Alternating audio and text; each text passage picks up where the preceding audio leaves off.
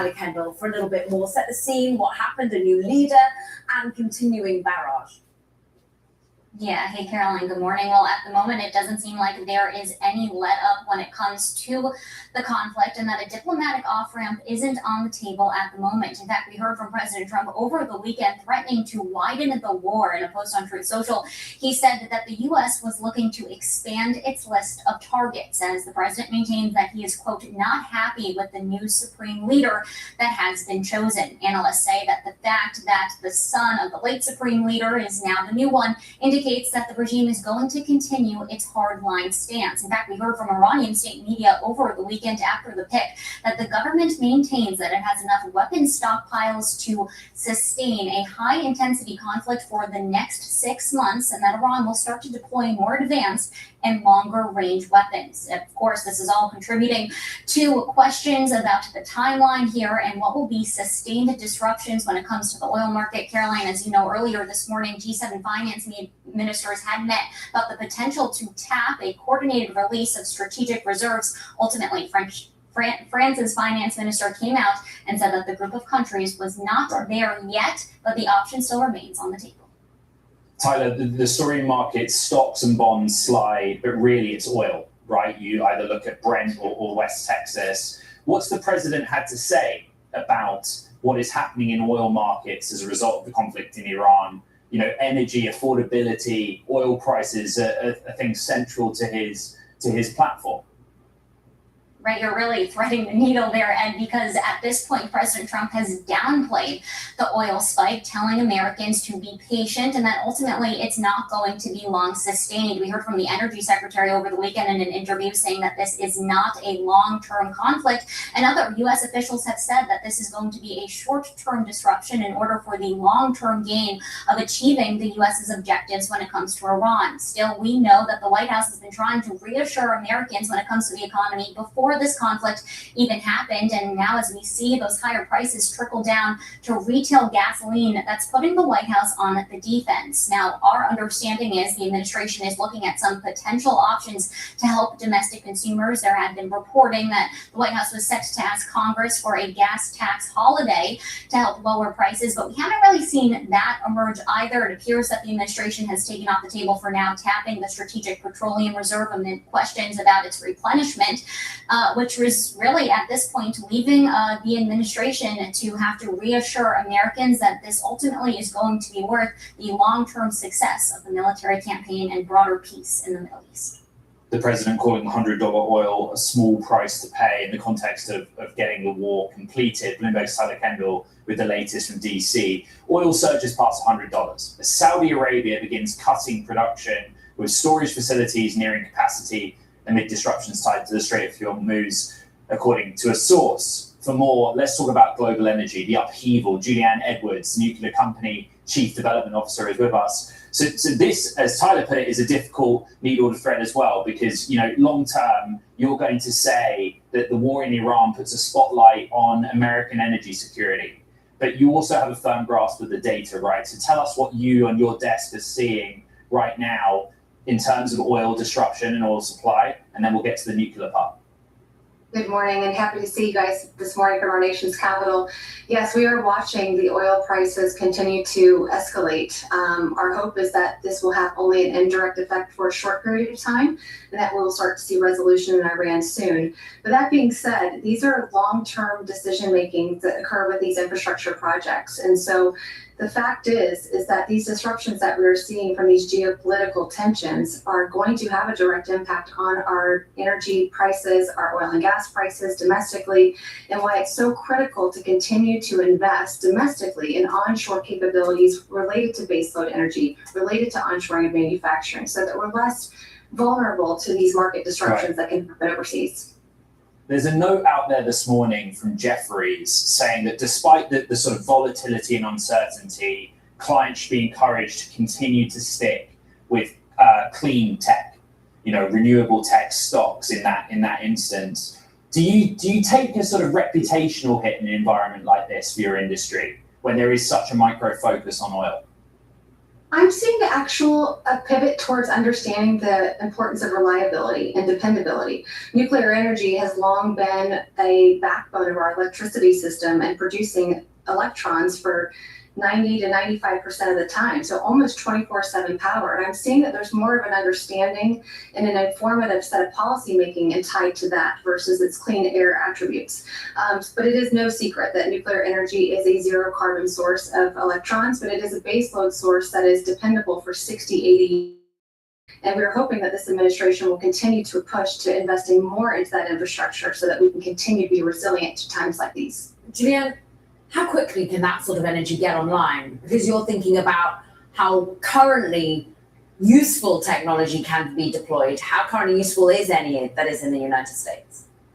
These are long-term capital projects. I mean, you're looking at roughly 2 to 4 years for pre-development, and then roughly a 5 to 8 year build cycle before you can put electrons on the grid. But we're seeing in China that they're able to build nuclear power plants in roughly 7 years. And so the United States needs to keep up and ensure that we continue to invest, streamline regulatory, and that's actually why I'm here in our nation's capital today at the Regulatory Information Conference, where we're seeing a strong push in delivering on this administration's executive orders to have more sensible regulations when it comes to nuclear energy. Go there about the 7 years in China. Is that just a quicker turnaround in terms of getting the capability of putting it in certain jurisdictions? Basically, the regulatory sign-off is faster? That's a large component. You need to have sensible policy making and regulations that are applied to these. You also have to have premier locations that have access to water and to the grid. And in China, it's a very much state-backed program, where in the United States, it's a little bit government endorsed, but it's industry-led. And so we're seeing this administration extend things like the investment tax credits, the production tax credits, and extending the timeline for the Loan Program Office. These are all great things that are going to enable the industry to keep up with China and making sure that we maintain our nuclear dominance. In October, we got an $80 billion deal for nuclear, right? You are a company that wants to develop nuclear reactors. In fact, you're one of the few names that wants to actually go out and develop a big nuclear plant. What progress have you made on that? What details can you share? And again, in the context of what's happening with the war in Iran, how is that impacting your ability to execute on it? Our company has been laser focused on building the bench strength and capability, a muscle that our country actually has lost since we have not built any new reactors in 30 years, with exception to the 2 plants down in Georgia.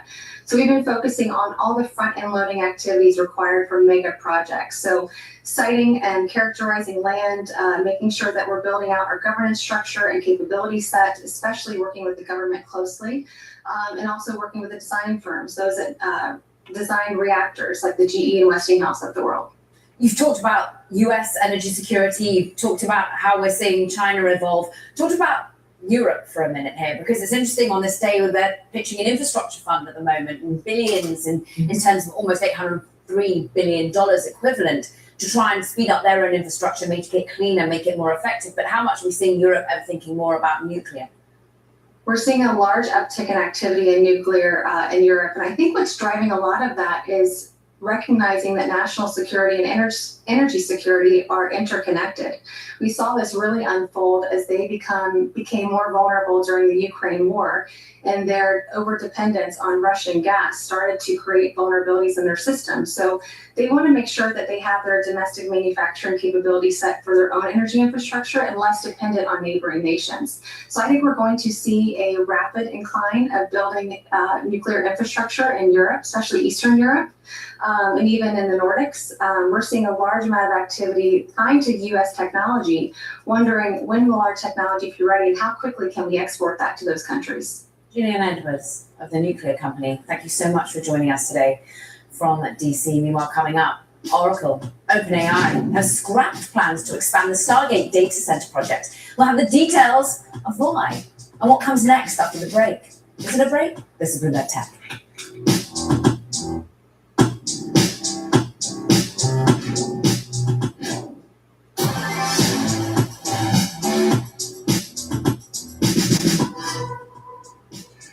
We have some breaking news crossing the Bloomberg terminal. Anthropic has sued the Defense Department over being labeled a supply chain risk. That read headline Anthropic has sued the Defense Department over being labeled supply chain risk, which happened at the end of last week. You'll remember that we had reported ongoing negotiations between Dario Amodei, the CEO of Anthropic, and the Pentagon and Department of Defense, and basically what are red lines for Anthropic and how their technology is used throughout the hour. Kara, I'm sure we'll get more when we have somebody able to come to set and we get more details in the suits filing, but that is the headline for now. Yes. Another story that we are across and working on, Oracle and OpenAI won't expand their flagship Texas data center from 1.2 gigawatts to 2 gigawatts after negotiations stalled over financing and shifting computing needs. Bloomberg reported that story on Friday. The existing campus is still being built, and Oracle's broader agreement to develop 4.5 gigawatts of data center capacity for OpenAI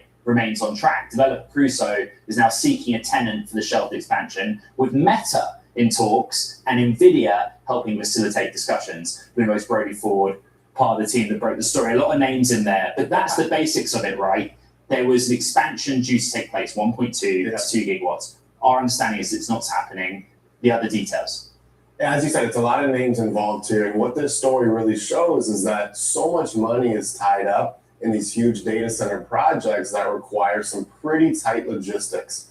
In this specific case, the flagship Stargate data center, they were going to expand it further, but the negotiations had dragged on for months and months, and eventually Oracle and OAI decided that they're not going to take this additional capacity.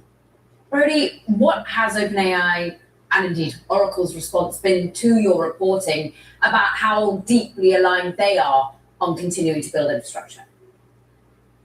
The message we've essentially received is that their overall work together is still on track, and that is also our understanding. What is we put it in the original story. So, Exactly. But yeah, please carry on. Yeah, exactly. But I think what's interesting is just looking at, how do these projects actually play out, right? The big contract is there, but certain sites that they thought they wanted, maybe they don't, right? And you think about all the capital that's tied up in these projects, it's interesting to see how these are going to progress. Bloomberg's Brody Ford across that reporting along with Ed Ludlow. Brilliant scoop. Thank you very much. Let's stick on Oracle and the global race to build out data centers. And Anna Rathman, CEO of Grenadilla Advisory, and talk to us about whether or not these sorts of stories about the difficulty of actually ensuring you're building where you want it, when you want it, it affects the overall investment attitude you have towards the data center build out.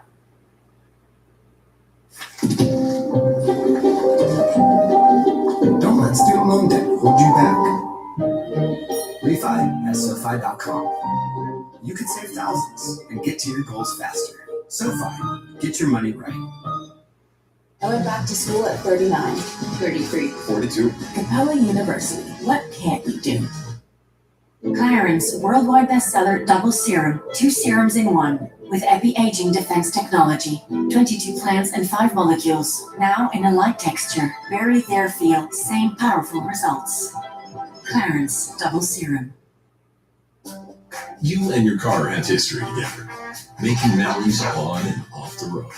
And by getting a complete vehicle inspection at your next visit, we'll help catch potential issues early, extending the life of your trusted companion.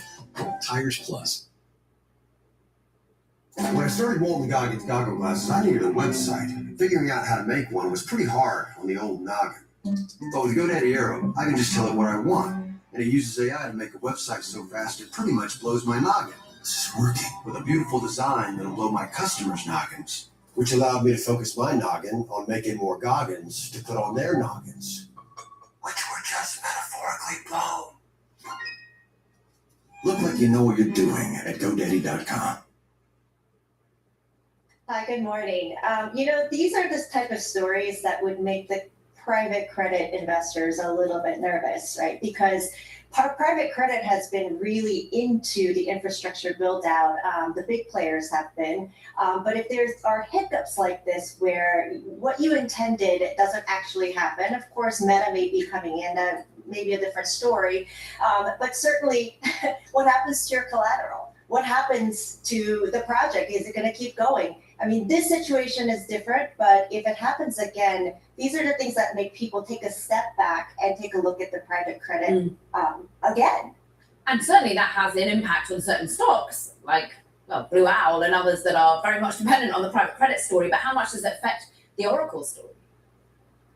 Well, I think it impacts the Oracle story as well. I think this is the type of news that can actually have investors actually stop, because we're hearing about $650 billion going into these AI projects, right? And we haven't heard of big hiccups like this in big names like Oracle and OpenAI. And so I think people will be stopping and taking a look at whether or not this is going to be a more widespread thing, right? Because there are data centers being built everywhere, and in some minds, indiscriminately, right? So we may be hearing more of this, and we may be hearing of investors taking a pause. The macro point, right, is that there's so much money tied up in what is something very complex to achieve in terms of the build out. By the way, over the weekend prior to the Oracle post on X, the OpenAI executive who's responsible for infrastructure also posted and explained they are not proceeding with the expansion there because they put the resources into other sites, just as Brody had explained in his reporting. But a part of it is that capital tied up. I mean, do you see that kind of anxiety, focus on capital expenditures, focus on the credit that's underpinning all of these projects? Yeah, I mean, there would be, but I mean, if you're worried about private credit, you should also be worried about some of the equity that is being tied up, right? I mean, we have to think about the capital structure. I keep saying we're still in the nascent part of AI development, even in the infrastructure part, which is why the spend is so high. So it actually makes sense that companies can change their minds and perhaps say, okay, we don't need this here anymore. Perhaps we're putting our assets over there. And sometimes investors can remain stranded. So I just think that this is part of the story of being very, very early in the AI story. One of the considerations of the market this morning as it relates to Iran is just generally what will happen with inflation across everything, energy, materials. That to me would really seem to be a factor when you're building out massive infrastructure, data center infrastructure across the country. Do people start to remodel the costs of everything going into this build out? I think it's too early. I mean, it's been, 8-9 days of war. The Trump administration says that it's going to be short term. I don't know what that actually means. Does that mean a few weeks, a few months, a few days? It is sort of a wait and see thing. Kinetic war is completely unpredictable because you have people making decisions out of existential fear, right? So it could be tomorrow. It could be, several weeks from now. So I think it's a little too early to be pricing in such high inflation and maybe making changes to the underwriting process and the models. It really is a wait and see, maybe sometimes even by the hour. Anna Rathbun of Grenadilla Advisory, thank you very much. Coming up next, we have more details on Anthropic suing the Defense Department. Carrie, you're also looking at other names. And other legal news. Shares of Live Nation actually pushing higher, 5.6%. This is its Ticketmaster subsidiary, along with Live Nation, have reached a settlement with the federal antitrust authorities. The DOJ have been saying this Monday. It kind of throws a bit of a wrench into this mid-trial of an antitrust case that accused the company, remember, of illegally monopolizing the live music industry. This is Bloomberg Tech.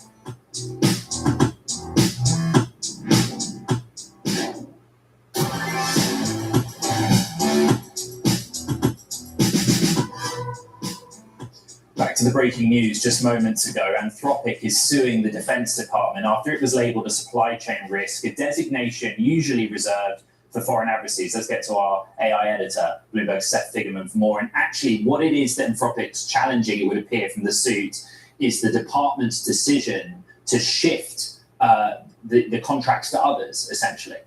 Yeah, and what we're hearing from Anthropic here in a statement is they're taking this step to protect their customers and their business. At the same time, though, they're telling us that they intend to pursue all avenues here to try to mediate this relationship with the government, including direct conversation with the government. So they're not foreclosing the continuation talks here, but they are still pursuing litigation. These actions are unprecedented and unlawful, the company said in the complaint that was filed over in San Francisco federal court. And they say the Constitution does not allow for the government to wield its enormous power to punish a company for its protected speech. What's been so extraordinary is the way in which Anthropic continued to speak out against the government. Dario Amodei basically told us already he was going to go and do this. That's right. Yeah, they're clearly being outspoken and taking a stand on this issue here. They're not just taking the sitting down, but it's clear behind the scenes that the tone might be a little bit different privately, but they're looking for a resolution. They're also not looking to just take this, sitting down. A part of what's happened in parallel, Seth, in recent days is that OpenAI has negotiated with the Department of Defense. Basically to come in. Do we know what the status quo is now, what the latest is in where the department stands on its AI tool policy and who it's using? Yeah, the last we've heard is that OpenAI has been seeking additional protections and safeguards for some of the same concerns that Anthropic had previously raised publicly and privately. We don't know yet if the Pentagon has agreed to all those provisions, but it does seem that the tenor of the debate between OpenAI and the Defense Department has been much more civil in some respects than what we've seen with Anthropic. But what about the reporting of how this is affecting those that work for the businesses? A lot of these companies say they're nothing without their talent, and we already know a key senior OpenAI leader in the robotics department has left. Yeah, I think we're still waiting to see if there's a meaningful attrition from either or both companies as a result of the uncertainty and tension here. At the moment, yes, there's one high-profile example over the weekend, but we haven't yet seen others. And of course, we're still waiting to see on the customer side of things, are people rallying to the defense of Anthropic for taking the stand, or are they at risk of losing more business, even if they're not legally required to cut business with Anthropic? Might some still do it? Seth, we're going back to a question that we've asked you and your team of reporters quite a lot recently. But do we have any sense of how important from a financial standpoint a deal with the Defense Department actually is to Anthropic or OpenAI? Yeah. Is it a major part of their business worth fighting for? Sorry. No, of course. No, from a pure dollars perspective, it seems pretty marginal. At least at the current moment, the Anthropic Pentagon deal was worth up to $200 million, but our understanding from procurement records was it was really just a couple of million to date. That said, you have to think about how much it might have been over the long term. And again, the larger blast radius of customers who either legally might feel that they can't do business with Anthropic now, or just optically, or for fear of pressure from the administration, might rethink how much they commit. So that is much harder to quantify. We've obviously putting all of this in the context of an actual war that seems to have erupted over the course of the internal dialogue that we're having between Anthropic or AI providers and the military in the United States. Is this something that is happening abroad as well? Is it something that is causing tension around use of AI in Europe and elsewhere? Yeah, I don't know if we've seen it play out quite the same way as it has here, but I think that question of who has a say over this powerful technology, how much can the government dictate the way that it's used, and how much can they force private companies to sort of cow to that? I think that is very much a global debate. It's just taking place here in a more prominent way, and these are the companies at the forefront of that technology. And American companies at that. Something when across the breaking news, of course, as anticipated, Anthropic is indeed suing the US government.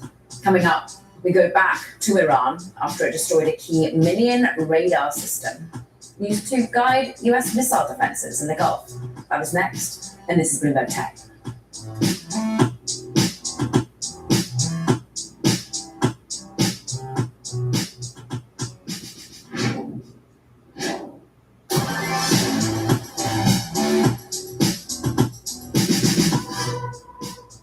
Welcome back to Bloomberg Tech. Over the last hour, equity markets, technology shares in particular, actually erased a lot of the declines that we saw earlier in the session. Nasdaq 100 is now effectively flat. The story with regards to what's happening to the ongoing war in Iran is once again oil.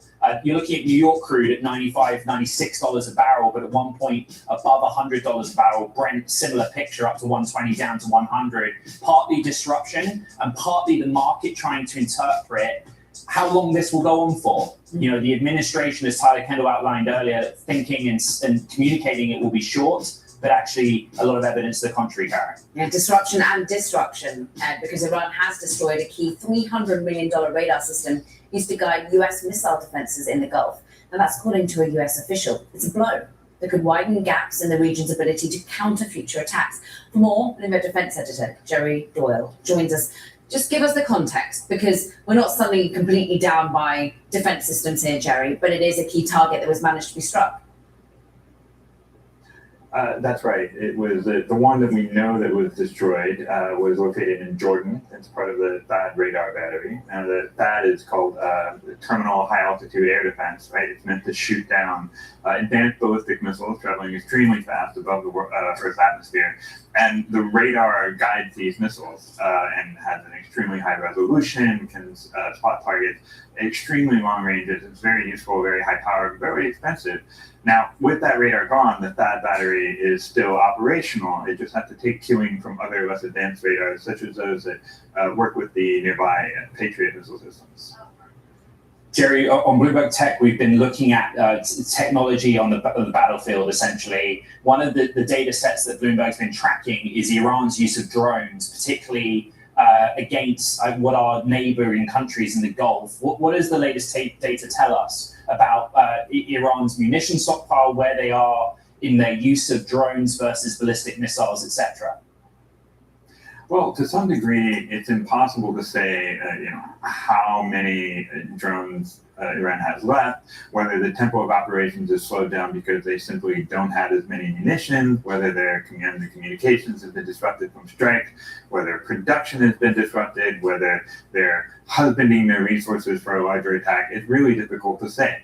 We can, however, say that the number of strikes has decreased quite a bit from the opening days of the war, and that Iran has started to rely more heavily on the use of these Shahed 136 drones, which are essentially low-cost, rudimentary cruise missiles, as opposed to using more expensive long-range ballistic missiles, which Iran started the war with somewhere in the neighborhood of 2,000 to 2,500 of, but clearly has many fewer now. Jerry, the market's also trying to interpret long-term how this changes the defense technology industry. There's a note from Truist, for example, that puts a spotlight on the use of autonomous maritime technology in the context of the war of Iran. For you and the team at Bloomberg across the defense desk, what are we seeing? What are some of the stories coming out of this conflict? Well, so far we haven't seen, as far as I know, the use of autonomous maritime strike platforms in the Persian Gulf. We have seen those obviously used quite a bit in the Ukraine war, so we know they can be effective, and we know they can be built relatively cheaply and operated in sort of an ad hoc way, again, to great effect. It's not clear how many of these Iran has, or how it might be able to deploy them, or whether the U.S. has destroyed them over the course of strikes in the last week. But platforms like those would be extremely useful in a scenario which Iran finds itself in right now, where it's trying to shut down a waterway, a narrow waterway like the Strait of Hormuz. Obviously, we've seen a lot of autonomous aerial platforms, such as those Shahed 136 drones, which have been used in strikes all across the Gulf. Those are not controlled by the ground, but are guided by GPS technology. They're very easy to make, fairly cheap to produce in large numbers. And we've actually seen in this war, the U.S. use its own version of the Shahed 136. It's called Lucas, for, I believe, a long-range unmanned combat aerial system, I think is what that's a strange acronym for. But we've seen that used. And the U.S., of course, has planned to manufacture these at scale and use them in a way that Iran sort of is, to use them to overwhelm or confuse or deplete enemy air defenses or enemy in general, in advance of a more advanced or higher end type strike. Bloomberg Defense Editor Jerry Doyle, thank you very much. Caro, plenty more news headlines today. There are, Ed, and it's time now for Talking Tech. And first up, that the head of OpenAI's robotics team, Caitlin Kalinowski, resigned Saturday, citing the company's deal to deploy its AI models within the Pentagon's classified network. Now, Kalinowski said in a post on X and on LinkedIn that those issues needed, quote, more deliberation before signing the deal. Plus, Cerebras has picked Morgan Stanley to lead its IPO. That's according to sources who say Cerebras has filed fresh paperwork for the IPO and is set to meet with analysts and prospective investors this month. The offering could raise about $2 billion in a listing as soon as April. And Tencent, it does intend to invest several $100 million in Paramount's acquisition of Warner Brothers Discovery. This according to sources who say the Chinese company would be acting as a passive financial investor, though it might still decide not to invest. Tencent and Paramount declined to comment. Okay, coming up, we're going to discuss how AI is shaking up the legal profession with Harvey CEO Winston Weinberg. That's next. This is Bloomberg Tech.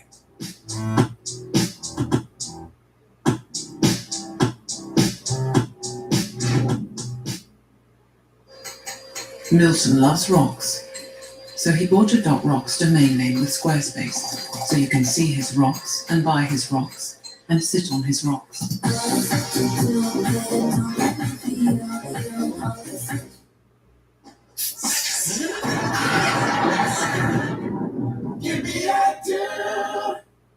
Meet Carla, the always feeding everyone abuelita. You said just a bite. She serves a feast. Friends, neighbors, even the mailman gets fed. Good thing she shops and saves at Winn-Dixie.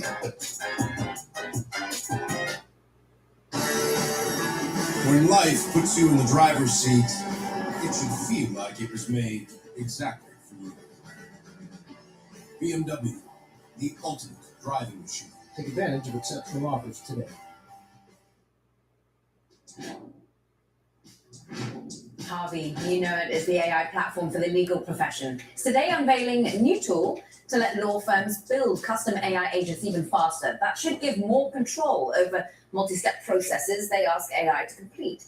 Let's discuss with Harvey's co-founder and CEO, Winston Weinberg. And Winston, what's so interesting is about the human in the loop, the oversight, the control. How do they maintain that when you're leaving AI agents to go and do work for multi-step processes? Yeah, thank you so much for having me. I'm excited to be here also for Legal Week, which has basically all of the legal tech industry in New York for one gathering.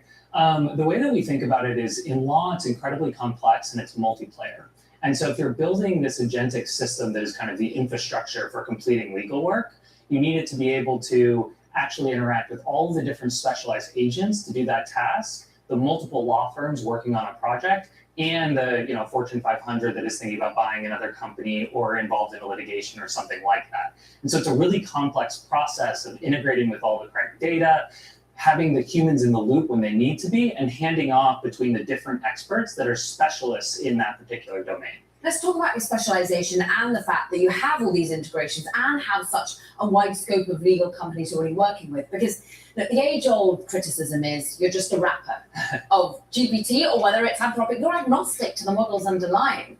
How are you making yourself so necessary for the legal profession? Yeah, the best way to think about this is in these incredibly highly regulated industries, the work that they have to do is very complex, and all of the data is in all these different silos, right? And again, it's multi-party and collaborative. And so what you need to solve is which model is the best for this particular part of the task? How do you route that to the human? And then what's going to become really important is how do you actually review all those outputs and evaluate them for accuracy? If you think about what's going to happen in the next 10 years, think about how complex an international merger is going to be, right? Now that we're using AI to produce more products, to produce more MSAs, more contracts, et cetera, reviewing those, honestly, in 10 years, I think you can't do it. A human cannot do this without AI systems that can integrate with everything else. Winston, I want to hold you to this to be succinct. This is a tool that makes a practicing lawyer more productive and better at their job, or it is a tool that in the future displaces the role or function of certain team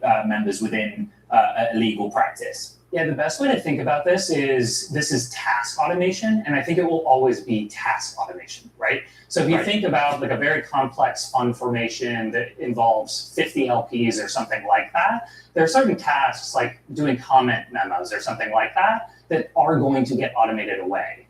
But a lot of the high value is that strategic advice on top of those tasks, right? And so as these tasks get automated, the job of the lawyer is just going to level up over time.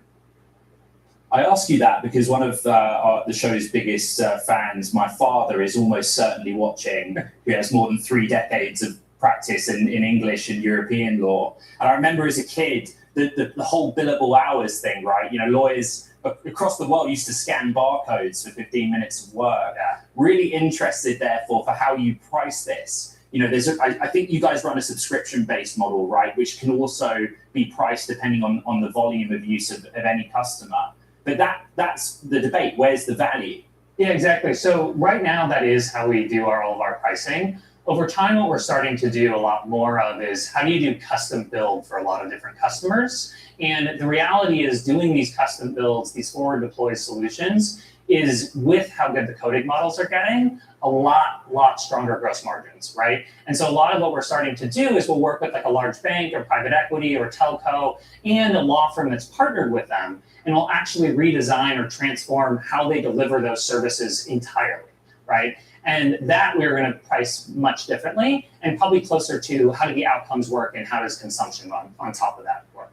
You've got some heavyweight investors, Sequoia, KP, A16Z, GV, the list goes on. They want to hear about how you were able to monetize this. When someone is sat within the innovation part of the legal business and they're like, do I do a Claude plugin?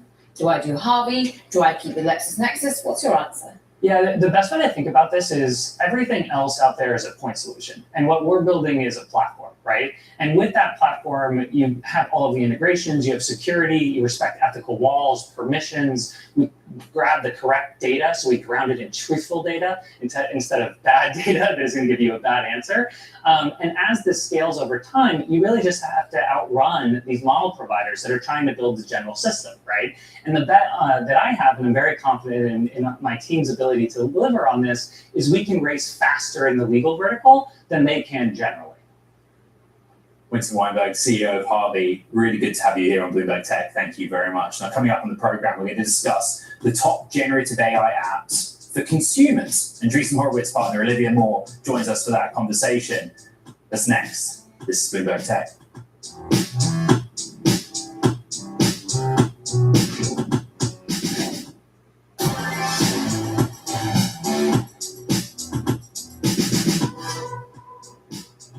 Nscale has raised $2 billion in new funding. The deal values the UK-based AI data center developer at $14.6 billion and places it amongst Europe's most valuable startups. Nscale has also named a trio of high-profile tech leaders to its board of directors, including Sheryl Sandberg, Nick Clegg, and Suzanne Decker. Karen. Fascinating. Now, let's just think about how for a few years, AI native firms had the edge with consumers for generative AI apps. As the market matures, it's kind of fading. It's one of the findings from the report released today by Andreessen Horowitz. On the top generative AI apps, A16Z partner Olivia Moore have been doing this for 3 years.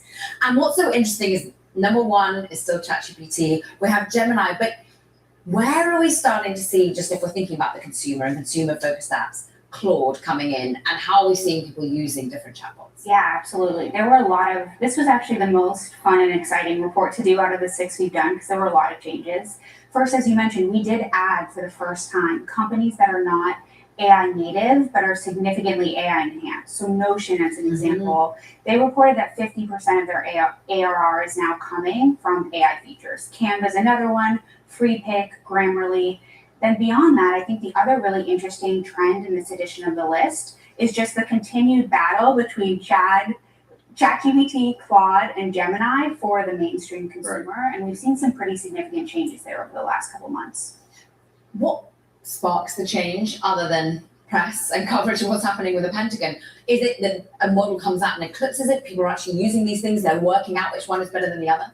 Yeah, it's a great question. So for a while, we saw consumers were using one generative AI product, if that even. And now they're multi-tenanting across products, but for different use cases. So Gemini, if you look at their user growth, it's basically perfectly correlated to the release of like Nano Banana, VO3, all of these new creative models.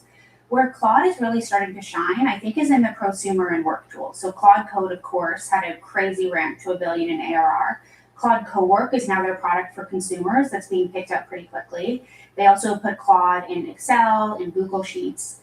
Probably the best way to understand this is both Claude and ChatGPT now have their own app stores. They each have more than 200 apps that they offer access to, but there's only 11% overlap between them. ChatGPT is leaning in on the mainstream consumer, like fashion, shopping, travel, transportation. Sam Altman has said he wants ChatGPT to be for everyone. Claude is leaning in on like deep premium data sets for scientific work, medical work, data analysis. And so I think we're seeing them go in slightly different directions in terms of the audience they're trying to win. Team, let's bring back up the top 100 ranking and then focus in on, I guess, the top 5, 10. I find this, Olivia, so interesting that DeepSeek is so high up. Maybe through explaining the methodology of how you put the ranking together, like some of these names, you kind of touched on it there, but you more associate them with enterprise, you'd associate their use outside of the United States potentially. What are you seeing in the data?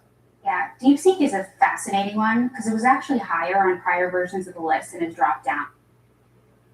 You're not just moving, you're moving in the right direction. How am I gonna play soccer in Connecticut? When life changes lead to tax changes, don't navigate it alone. Get expert guidance from the tax pros who know the way. Shrinking, now streaming on Apple TV.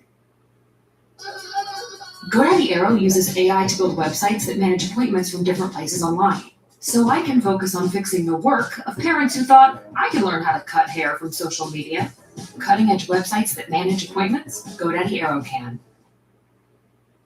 What basically is happening with DeepSeek on a country by country basis is that China and Russia are blocked from using many of the Western AI tools. So China is heavily DeepSeek, it's their number one product, then something like a Daobao from ByteDance, something like a Kimi, and Russia is the number 2 market for DeepSeek.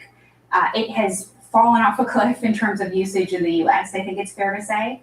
And I actually think that goes back to the question about what's going to happen with Claude. Because what we saw with DeepSeek in the US was all press was good press, even if it was bad press, just because people didn't know about the product. And I think the same thing happened with Claude in the past week, in that a couple months ago, market awareness of Claude amongst US consumers was maybe 2%. And so now they're topping the App Store just because many people have never heard of the product and they're downloading it for the first time. So it'll be interesting to see if they're able to retain those users, or if, like DeepSeek, they will only keep users in countries that can't access other products. Olivia Moore, Andreessen Horowitz, it's great to have you back on the program. Thank you very much. I want to get back to that breaking news from earlier in the hour. Anthropic is suing the Defense Department after it was labeled a supply chain risk, a designation usually reserved for foreign adversaries. Matt Shellenpelm of Bloomberg Intelligence joins us now. And Matt, appreciate you running in. It's a breaking news scenario. But from the Bloomberg Intelligence perspective, what is the react to this latest development where essentially Anthropic is pushing back on the Department of Defense saying, hold on, we don't want you to look elsewhere. We want you to use our tech. Explain it. Yeah, so this is exactly what we expected after the developments from not this most recent Friday, but the Friday before, when the government announced it was taking this action. That was a tweet from Pete Hegseth announcing this decision. Since then, in the middle of last week, the Defense Department had sent the company a 2-page letter informing it of this supply chain designation. And now, within hours, we have this lawsuit filed by the company. It pursues what we expected was really a claim that this violates the arbitrary and capricious standard under the Administrative Procedures Act, which basically says that the government has to use reasoned decision-making. It can't penalize a company just because it wants to. It has to look at the law and ask, hey, is Anthropic violating the law? And what we haven't seen really from the Defense Department is any connection between this supply chain statute and anything that Anthropic itself has done. Instead, this has been about a dispute about contract negotiations, an agreement that the Defense Department had agreed to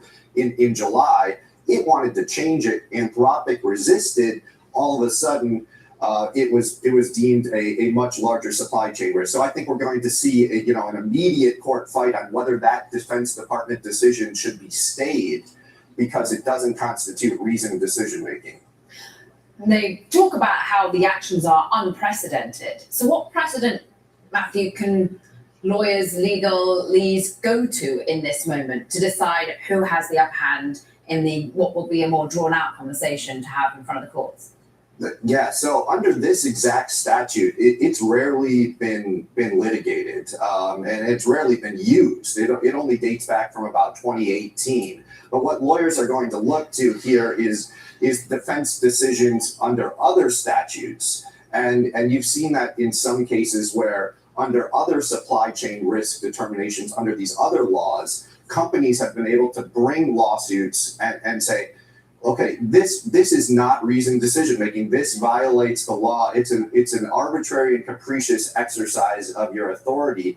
And it's very difficult to beat the Defense Department. That's the first thing to know. The court gives them great deference on national security. So this isn't easy at all for Anthropic.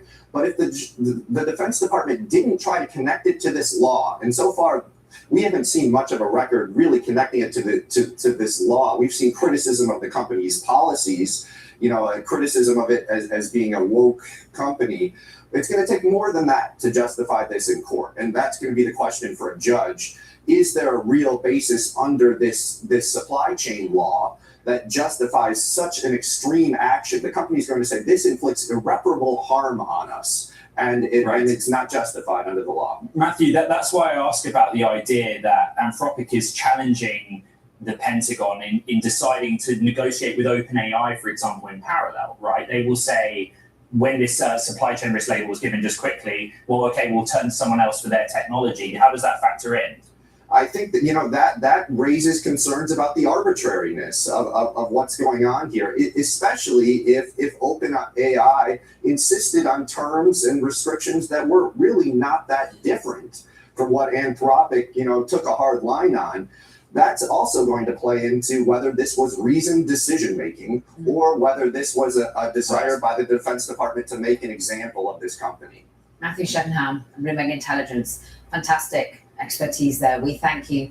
That does it for this edition of Bloomberg Tech. Ed, once again, your legal degree coming out strong. Yeah, a little bit. I mean, fascinating coverage of both private markets and public markets. And obviously in the markets, the war in Iran continues to be a massive factor. Really great conversations worth recapping on the podcast. You know where to find it. It's on the Bloomberg terminal, as well as online on Apple, Spotify, and iHeart. It's another big week ahead. And this is Bloomberg Tech.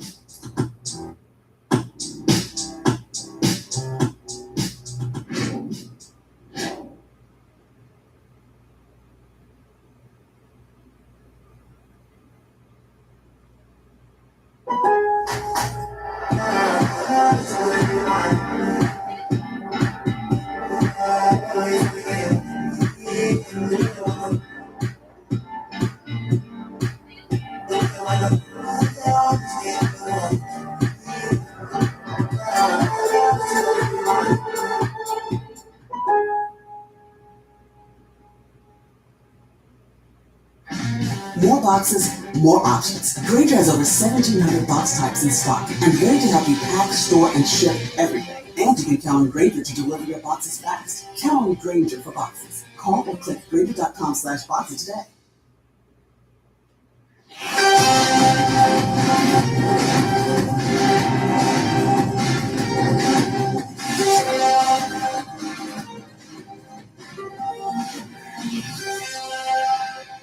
It's 5 a.m. in New York City, 9 a.m. in London. Good morning. I'm Julie Fine in for Bonnie Quinn with your Bloomberg Brief. Let's get you set up for the day. Global bonds sell off, stocks dive on inflation fears. An oil shock, crude spikes to about $100 a barrel for the first time since 2022. And Iran names a new supreme leader. And for some stocks, let's check on our markets right now with Morena. Abir Abu Omar. Hi, Julie. Good morning. So starting with oil majors in the U.S., obviously this is probably the only sector or one of the few sectors that are going to benefit out of the events that we're seeing across the Middle East, the closure of the Strait of Hormuz, and some of the Gulf producers, including Bahrain, Kuwait, the UAE, saying that they're going to halt production or stop the supply through the Strait of Hormuz, is sending oil majors in the U.S., but certainly in Europe as well, higher. So we're seeing the likes of Chevron, Exxon are going up quite a bit this morning. This is as Brent crude obviously at just closer to $120 a barrel. It's spared some of those gains from earlier, but still quite a bit up.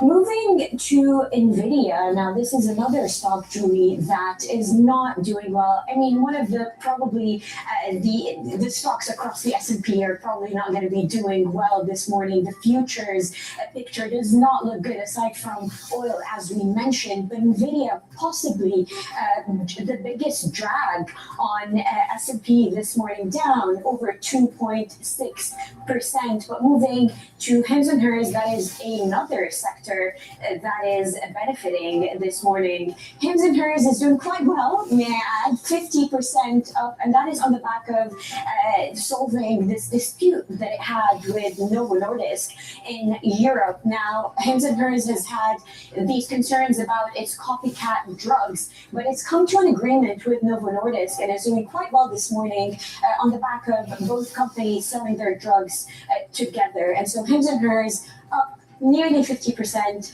in the pre-market trade this morning. Julie, back to you. Thanks, Sabir. And coming up in this hour, more on the implications of the new leader in Iran with Julie Norman of Chatham House. And Nuveen's Laura Cooper joins us on the market turmoil.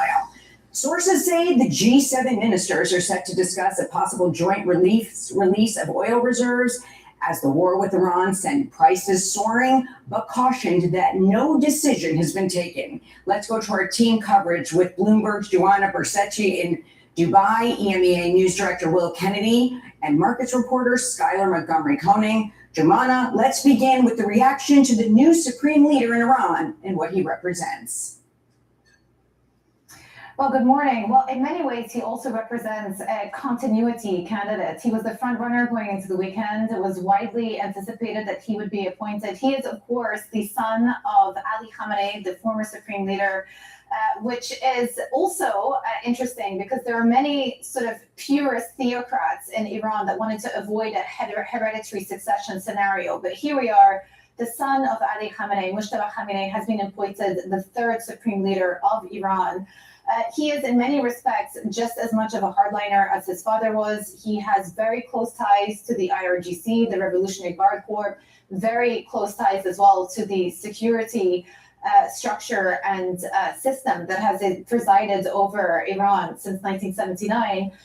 And also there is little doubt that his elevation would also help increase the influence of IRGC over key decision-making right now. And that was pretty evident throughout the course of the weekend when you had a statement that was put out by the President Pezeshkian suggesting that he was looking to extend an olive branch perhaps to Gulf allies. That was shortly shot down afterwards by many members of the parliament, including the head of the National Supreme Council, Ali Larijani. And so in many respects, the appointment of Mujtaba Khamenei is seen as an act of defiance out of Iran. It elevates the status of the existing power structure. And President Trump himself has also insinuated that this would be an unacceptable choice. He posted over the weekend that they want nothing short of unconditional surrender out of Iran. Skylar, thank you. The G7 again going to discuss the joint release of emergency oil reserves as the Strait of Hormuz remains closed. European gas up as well. Will Kennedy, break it all down for us. Yes, I think that the oil markets and the energy markets more broadly are really adjusting to the fact that this disruption to oil supplies out of the world's most important energy producing region isn't going to end anytime soon, and is starting to have knock-on effects through the whole global energy system. So we've seen a real jump in oil prices this morning. We're above $100 a barrel, both for Brent in London and WTI in New York. WTI is up more than $30 since the start of this war. That's an enormous jump to adjust to in a huge short period of time, and we're starting to see that feed through into expectations about interest rates. We're seeing that in the sovereign bond market, and we're also starting to see the knock-on effect on global equity markets. So it seems to be the morning where the market has really woken up to the possible impact of this war. And the longer the Strait of Hormuz remains effectively closed, the worse it is likely to get. Now, you mentioned that IEA release, that G7 meeting that happens later today to discuss emergency stockpiles. That can help, that can cushion the blow, but it cannot do all the work of offsetting this disruption to global oil supplies if it carries on for days and weeks ahead.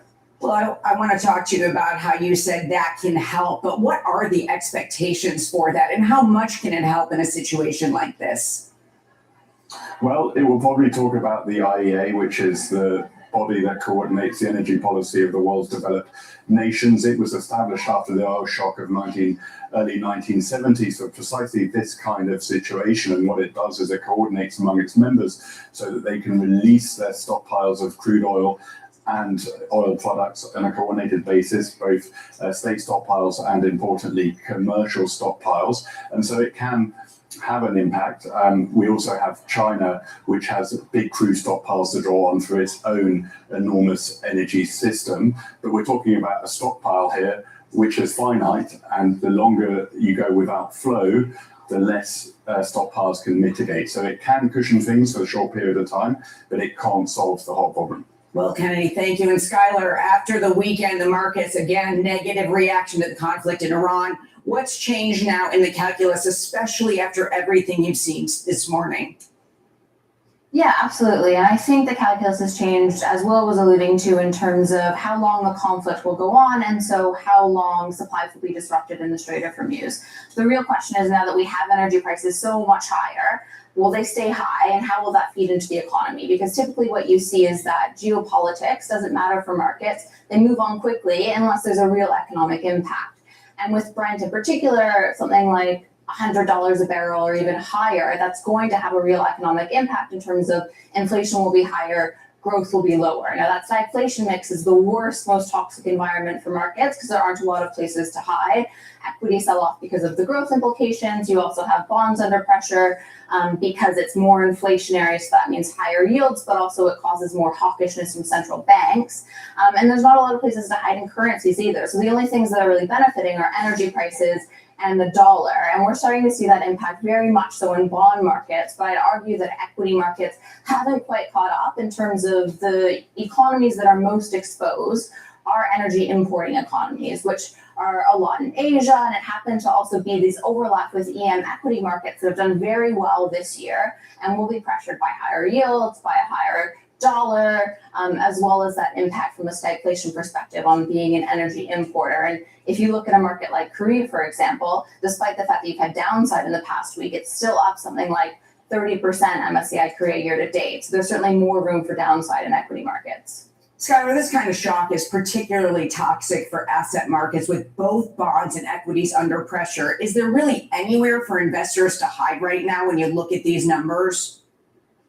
Yeah, when we think about safe havens, there are a couple that stand out. Bonds are usually high up on that list, but as I said, bonds are under pressure because the inflationary feeds through to more hawkish central banks. In terms of currency markets, what you typically look at is the yen or the Swiss franc. The yen has its own issues as an energy importer, as does the Swiss franc. In terms of, there's also worries with both those currencies around intervention. So the only thing you're really left with is the dollar. And the dollar's been very strong on the back of that, and it's benefited for two reasons. One is that it's a safe haven, so you're getting clear flows into it because of that, but also the US transition from being an energy importer to an energy exporter over the last decade. The actual switch happened in 2019. So what you see now is the dollar amplifies these energy shocks, and that energy prices go up. The correlation with the dollar now means the dollar goes up, and because they're priced in dollars, that is, commodities are priced in dollars, that price adjustment higher gets even worse because there's safe haven flows into the US dollar. Looking at all this, Skylar, are there any markets that you see particularly vulnerable? Yeah, I think in terms of what you're looking at within equity markets is more vulnerable than maybe bonds because we've already had a bigger adjustment in bonds. I think too, you're looking around two layers within regional equity markets. You're thinking about, are they an energy importer? So Europe and the UK fall in there, as well as Asian markets and some other EM economies like South Africa. And then I'm also thinking if there's broad de-risking, if there's these worries around EM, what equity markets are going to sell off or what equity markets have gained the most in the past year to have room to sell off. And Asian markets, particularly in EM, fall into that category. Thanks to Bloomberg's Jumana Bersetchi, Will Kennedy, and Skylar Montgomery Koenig. Good to be with you. And now to other top stories trending on the terminal this morning. Veteran strategist Ed Yardeni raises the odds of U.S. market meltdown to 35% from 20% as the Iran war escalates. In his late note, he said that, quote, if the oil shock persists, the Fed's dual mandate would be stuck between the increasing risk of higher inflation and rising employment. Telsa billionaire Leo Kovlan doubles his stake in NVIDIA to 2 million shares. The investor hopes his purchase can contribute a little to calm the nervous market amid a global sell-off sparked by the war in the Middle East. And UBS increased its bonus pool for the last year by 10% as Credit Suisse integration nears its end. This while keeping Chief Executive Officer Sergio Armati's compensation at the same level. That's $19 million. Coming up, more on Iran's new supreme leader and what it means for the war with Julie Norman of Chatham House next. This is Bloomberg.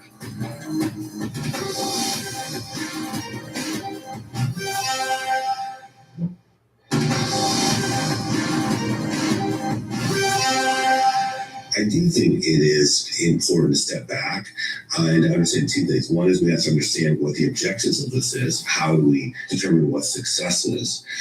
I'm not sure success is necessarily quote regime change, but one will have to debate that. And I do believe Congress has a role here, guys. I think it's important for us to understand that. And I think that's will be debated for a long period of time of the role of Congress as it relates to this particular war. Former Ambassador to Israel Tom Knight speaking to Bloomberg this weekend. Joining us now for more, Julie Norman, Associate Fellow on the Middle East at Chatham House. Thanks so much for being with us. Thank you, Julie. I do want to start with Iran has said it has the capacity to continue this war for months. Now they have a new leader, Ayatollah Khamenei's son. That says to me that the nation is really doubling down. President Trump flatly has rejected him already, while demanding almost absolute surrender. Certainly, this doesn't look like a way out right now. No, it doesn't. And I would say that the appointment of Khamenei, his selection, was certainly a way to send a message to Trump that the regime is not going away. They're not going to capitulate to him. This was a very defiant move. This was an individual that Trump had blatantly said earlier in the week he would not accept. And of course, Khamenei is the son of the slain supreme leader who was killed last week. So really trying to show this continuation of the regime. And I would note, Julie, in some ways, it was a surprise pick to some because the idea of the revolution was that you wouldn't have a hereditary process. You wouldn't have a dynasty like a monarchy. So many before the war thought Khamenei wasn't an option because of that. And here you have the regime saying, all that's out the window. We want to actually show that there's continuity and this is going to be the guy. And I would say too, Khamenei, very close to the Revolutionary Guard, was seen almost as a sort of chief of staff or gatekeeper to the previous supreme leader. So internally, it was I would say, an important move for the regime to do this. But again, more externally, showing Trump, showing the world that they are not going away. They are not looking to capitulate. So when you're saying they're not looking to capitulate, how do you think that the new Ayatollah will rule? With choice privileges, every 5 nights you stay, you can unlock something you'll really value. Look who earned enough points for an exclusive experience at the racetrack. My hair does that too. Unlock an all-new rewards experience. Join choice privileges today. When it thrills, protects, and connects. That's the unmistakable feeling of a Mercedes-Benz.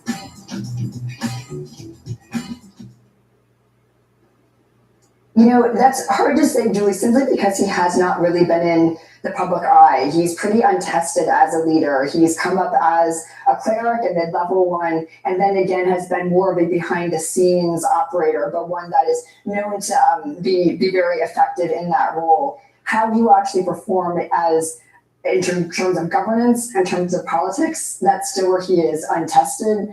But I think the assumption is that he will maintain that hardline stance. There are some who say he could be a different kind of an actor, someone who could perhaps take her on a different path, but I don't think we would see that in this moment. And as you alluded to before, the regime is going to be trying to show that they can continue this war, whether through drone strikes, which have continued to be very effective and getting past some of the traditional defenses that the US and Gulf states have, but also through other means that, of course, your listeners are following very closely in terms of disrupting oil flows, keeping the Strait of Hormuz pretty much impassable, other things that are just going to make this war very costly and very disruptive for regional actors and increasingly global actors. And Julie, it looks like the uncertainty actually gets greater because of the Strait of Hormuz, other Persian Gulf nations being hit with drones, being hit with missiles. It adds to an uncertainty in a region that has seen so much uncertainty. That's right. And, I think Trump and Netanyahu went into this war with a massive tactical advantage, what they are utilizing by the day. But in terms of a strategic endpoint, it's really unclear what that is. And, for Trump especially, I think to destabilize Iran, to destabilize the region, and not have a clear pathway in how to deal with that, how to commit to that, is what's causing a lot of this anxiety, of course, on the ground in the region for civilians who are bearing the cost of this right now. Again, not just in Iran, not just in the neighboring states, but really across the region. You talk about an endpoint. If there were to be some type of surrender, which we're not seeing any signs of, but if there is, what would be the plan moving forward?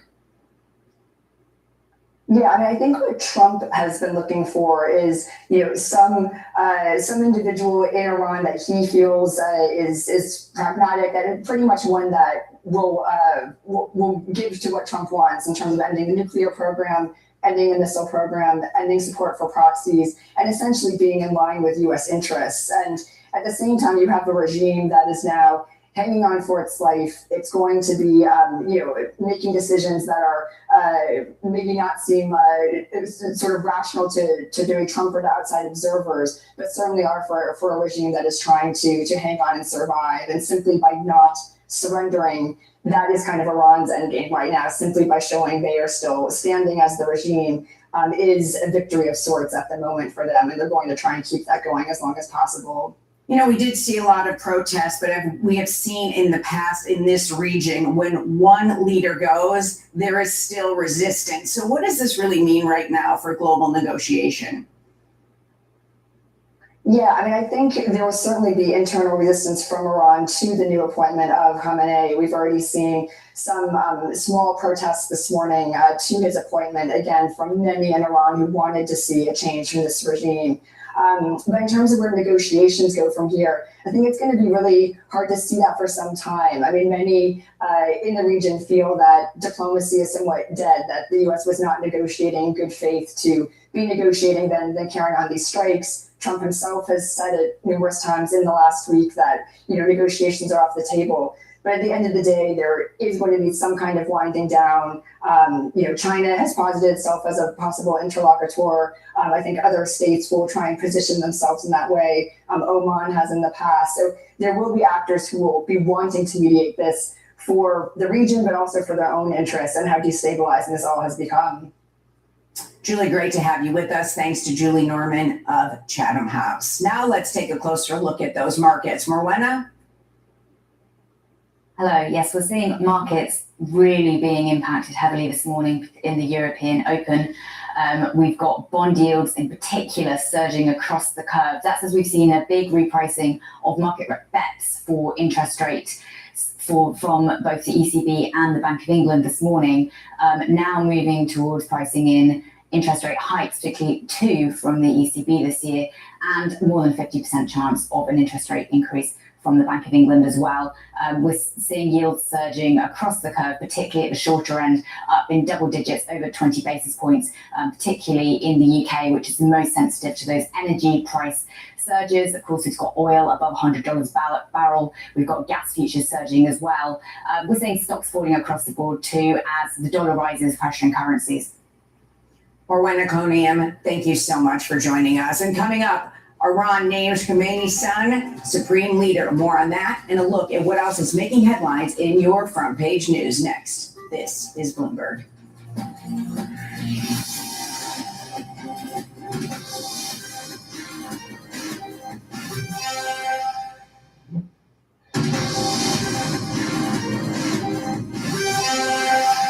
This is Bloomberg Brief. I'm Julie Fine in New York. Time now for your front page news. First up on the Washington Post, the U.S. military says a 7th American service member was killed in action during the war in Iran. The service member, who was not identified, died Saturday after suffering injury during the first weekend of U.S.-Israeli strikes.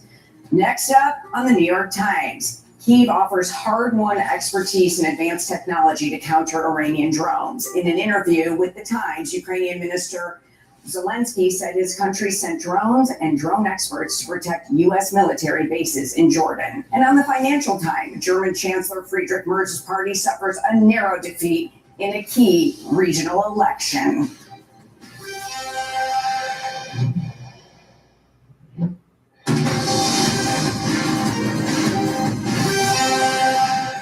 It's 5:30 a.m. in New York City, 9:30 a.m. in London. Good morning. Julie Fine in for Bonnie Quinn with your Bloomberg Brief. Let's get you set up for the day. Oil shock. Crude spikes to above $100 a barrel for the first time since 2022. That fueling a global bond sell-off. Stocks dip and the dollar hits its highest since January as inflation fears mount. All of that as Iran names a new supreme leader. Let's take a closer look at those markets with Morena.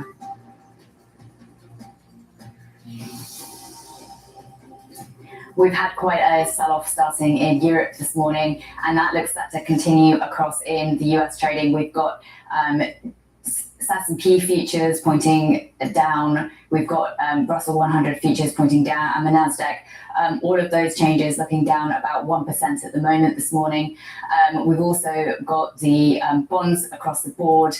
Yields are rising, up about 20 basis points in the UK. Treasury yields up about 5 basis points across the curve at the moment. In Germany, also rising about 9 to 8 basis points across the curve there. This morning, big sell-off and mainly driven by a rise in oil prices with Brent crude and New York crude above $100 a barrel and European gas futures up about 15% this morning, really having quite an impact on inflation expectations, which is driving up those yields across the global bond market and weighing on stocks and stock futures in the US. Morena Konian, thank you so much for joining us. And now let's go to some stocks. Here's Abu Omar. Thank you, Julie. Let's start with the pre-market when it comes to some of the oil majors in the U.S. Now, this is part of the story about what is happening in the Strait of Hormuz, the closure that has led to oil jumping this morning, closing to $120 a barrel. Now, it's paired some of those gains from earlier, but it's still quite a bit up. And then this is obviously impacting oil majors when it comes to end markets in the U.S., but also those in Europe. We saw BP and Total open up, adding the biggest gains to the stock 600, and it's a pretty similar story to the S&P with the likes of Chevron and Exxon adding to the gains that we're seeing this morning. Now, the futures image is not that bright, but oil stocks or energy stocks are those that are benefiting from Mideast tensions. Now we turn to the other side of the story. We flip the board, and this is on the downside. Airlines are clearly not doing well across the board. We saw, declines in American Airlines, Delta, and that is on the back of the same story that we saw last week. Higher oil, higher prices of jet fuel that are really impacting what we're seeing across the airline photo. And then when we turn to Hims and Hers, this is just, we flip the board and we turn to the healthcare sector. Now, this is a pretty specific story to Hims and Hers that was clearly in some disputes that we've mentioned multiple times with Novo Nordisk that ended up suing them for a copycat drug. Now, they seem to have gotten over these disputes and are now working together to create some of those weight loss drugs. So Hims and Hers, a whopping upward trajectory this morning, nearly 47% gain this morning. And this is what we're seeing in the pre-market trade. Julie, back to you. Thanks, Sabir. And joining us now, Laura Cooper, Global Investment Strategist at Nuveen with Bloomberg Markets. Today, Managing Editor Christina Aquino on the set here with us. Thanks so much, all of you, for being here. Laura, I do want to start with you. We just went through the stocks. You saw the bonds, you saw the oil, you're seeing everything that's happening this morning. So what specifically are you watching for today? Well, I certainly think we'll be watching for the oil price dynamics. We have seen markets go from repricing a temporary oil price supply shock, and now they've gone into more of those stagflationary concerns. That's driving yields sharply higher with bonds under pressure. We are seeing a combination of de-risking and rotation into stocks, and crucial will be just the duration of the disruption coming through on oil flows with the Strait of Hormuz. And so all of these does suggest that oil prices have scope to meaningfully move higher, I would say, from here. Well, Laura, thanks for joining us. My question to you is, looking at the oil price, do you have a specific level that would really send the warning flags that this is just going beyond the sort of digestible volatility that a lot of markets are thinking it is at the moment to something that could really cause lasting damage? When I started Walton Goggins goggle glasses, I didn't know how to turn all this fancy prettiness into a classy looking logo. But GoDaddy Aero does with its magical AI powers. It not only creates it, it slaps that sweet thing everywhere. Sometimes baby steps turn out to be giant leaps. How do you know when her diaper's wet? Listen for the squish. When life changes lead to tax changes, don't navigate it alone. Get expert guidance from the tax pros who know the way. Shrinking, now streaming on Apple TV. Well, I think we can look to the 2022 playbook as an example when we did see that supply shock come through from Russian production. But even in this current dynamic, we are seeing that disruption in oil flows be significant multiples of the disruption that we saw back then. And so that does suggest we are going to retest that 2022 high for Brent around 140. And if we look at oil price dynamics now, looking at the futures curve, it's in steep backwardation. In fact, the time spread is at all-time highs. So the oil market is essentially at all-time tights. And that does suggest there's going to be potentially upward pressure on that potential mark. The key question for investors is at what point will the oil price reach a level where we start to see demand destruction, and then that could curtail some pressures. Or if we start to see, for example, the G7 come through today and tap into those strategic reserves as a means of trying to cap this upside price pressures. You know, the credit market, of course, already suffering volatility, and now you add the impact of Iran. Where is this headed? Well, credit spreads certainly are continuing to trade quite tight. We are seeing a bid for more up-end quality exposures. I suspect we are going to see some widening come through in the market there. Where we are seeing the greatest kind of price action, I would say, is just an unwind of those popular carry trades where we saw that significant spread compression. So I think this is an environment looking for more of those high quality characteristics, and again, looking for some of those defensive posture, whether that's in some areas of floating rate exposures, for example, given this backdrop where we're now likely in a higher for longer yield backdrop because we don't see any near-term relief for yields to come down meaningfully from current levels. Now, Laura, I want to bring this discussion over as well in terms of the implications for monetary policy moving forward, because we have seen markets across the globe in the US and Europe pricing out some of those expected rate cuts for this year. And, you know, we've heard from the Federal Reserve policymakers saying last week that they think the impact from oil prices will be transitory. We've heard that one before, of course. Who's correct in this situation at the moment? Is it markets? Is it policymakers? I think markets have probably gone a bit too far in terms of the rates repricing, predominantly looking at the UK and Europe, where they're now pricing in anywhere from 2 to 3 rate hikes. Whereas when we think about the Bank of England only a few weeks ago, they were potentially looking at a fully priced March rate cut. And I think the dynamics are very different this time around from when we saw the last supply shock in 2022, in the sense that back then, growth was still benefiting from that post-COVID reopening demand. We also saw inflation was much higher. That allowed central banks to embark on a more aggressive tightening cycle.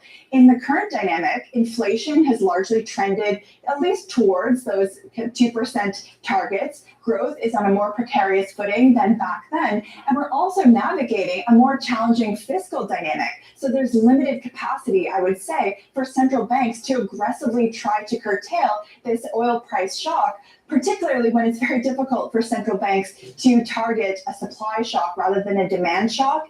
And this is against an environment where I think we're going to have to see policymakers probably take a bit more of an extended pause rather than risk that growth destruction from tighter policy. Laura, I'm curious if the current geopolitical tensions continue, which it certainly appears they will, what do you view as the biggest market risk? I think the biggest market risk is potentially what comes through on the global growth dynamics. Right now, markets are acutely focused on the inflationary impact, but we're likely going to see knock-on spillovers, certainly to that European growth recovery. Even China's current account surplus could come under pressure as well.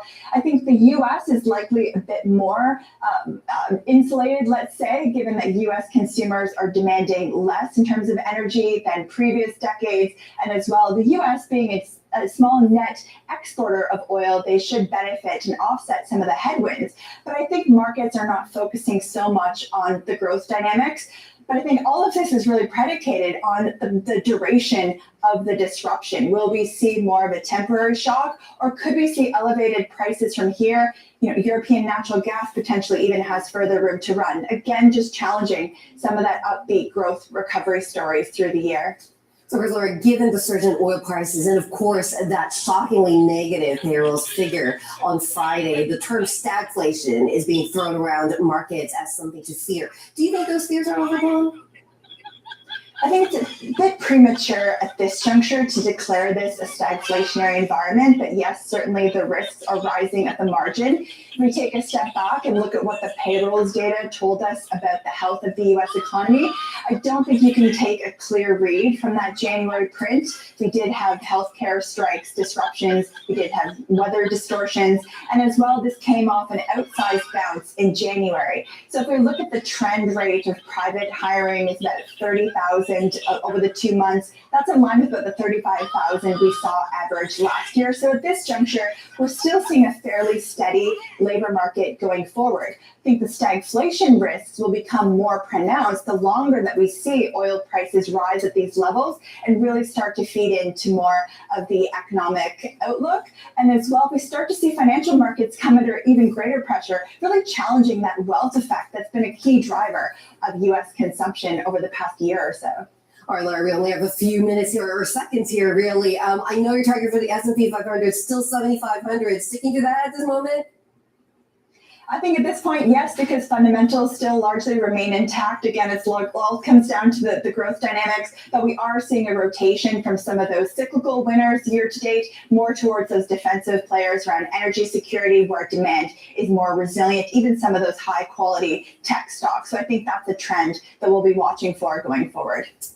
Thanks to Laura Cooper of Naveen. Thank you too for Christine for being here. Now on to the other top stories trending on the terminal this morning. Chinese software shares surge after local government agencies join tech leaders such as Tencent in promoting viral AI software. OpenClaw has garnered a cult following since launching in November for its ability to operate autonomously, clearing users' ink boxes, making restaurant reservations, and checking in for flights, among other tasks.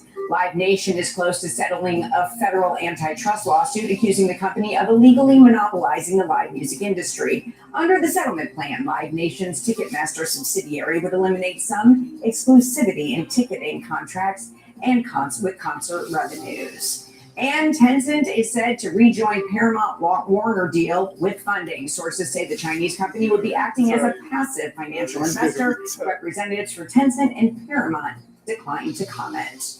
Coming up, Iran's new supreme leader has been chosen. What that country's new pick means for President Trump next. This is Bloomberg.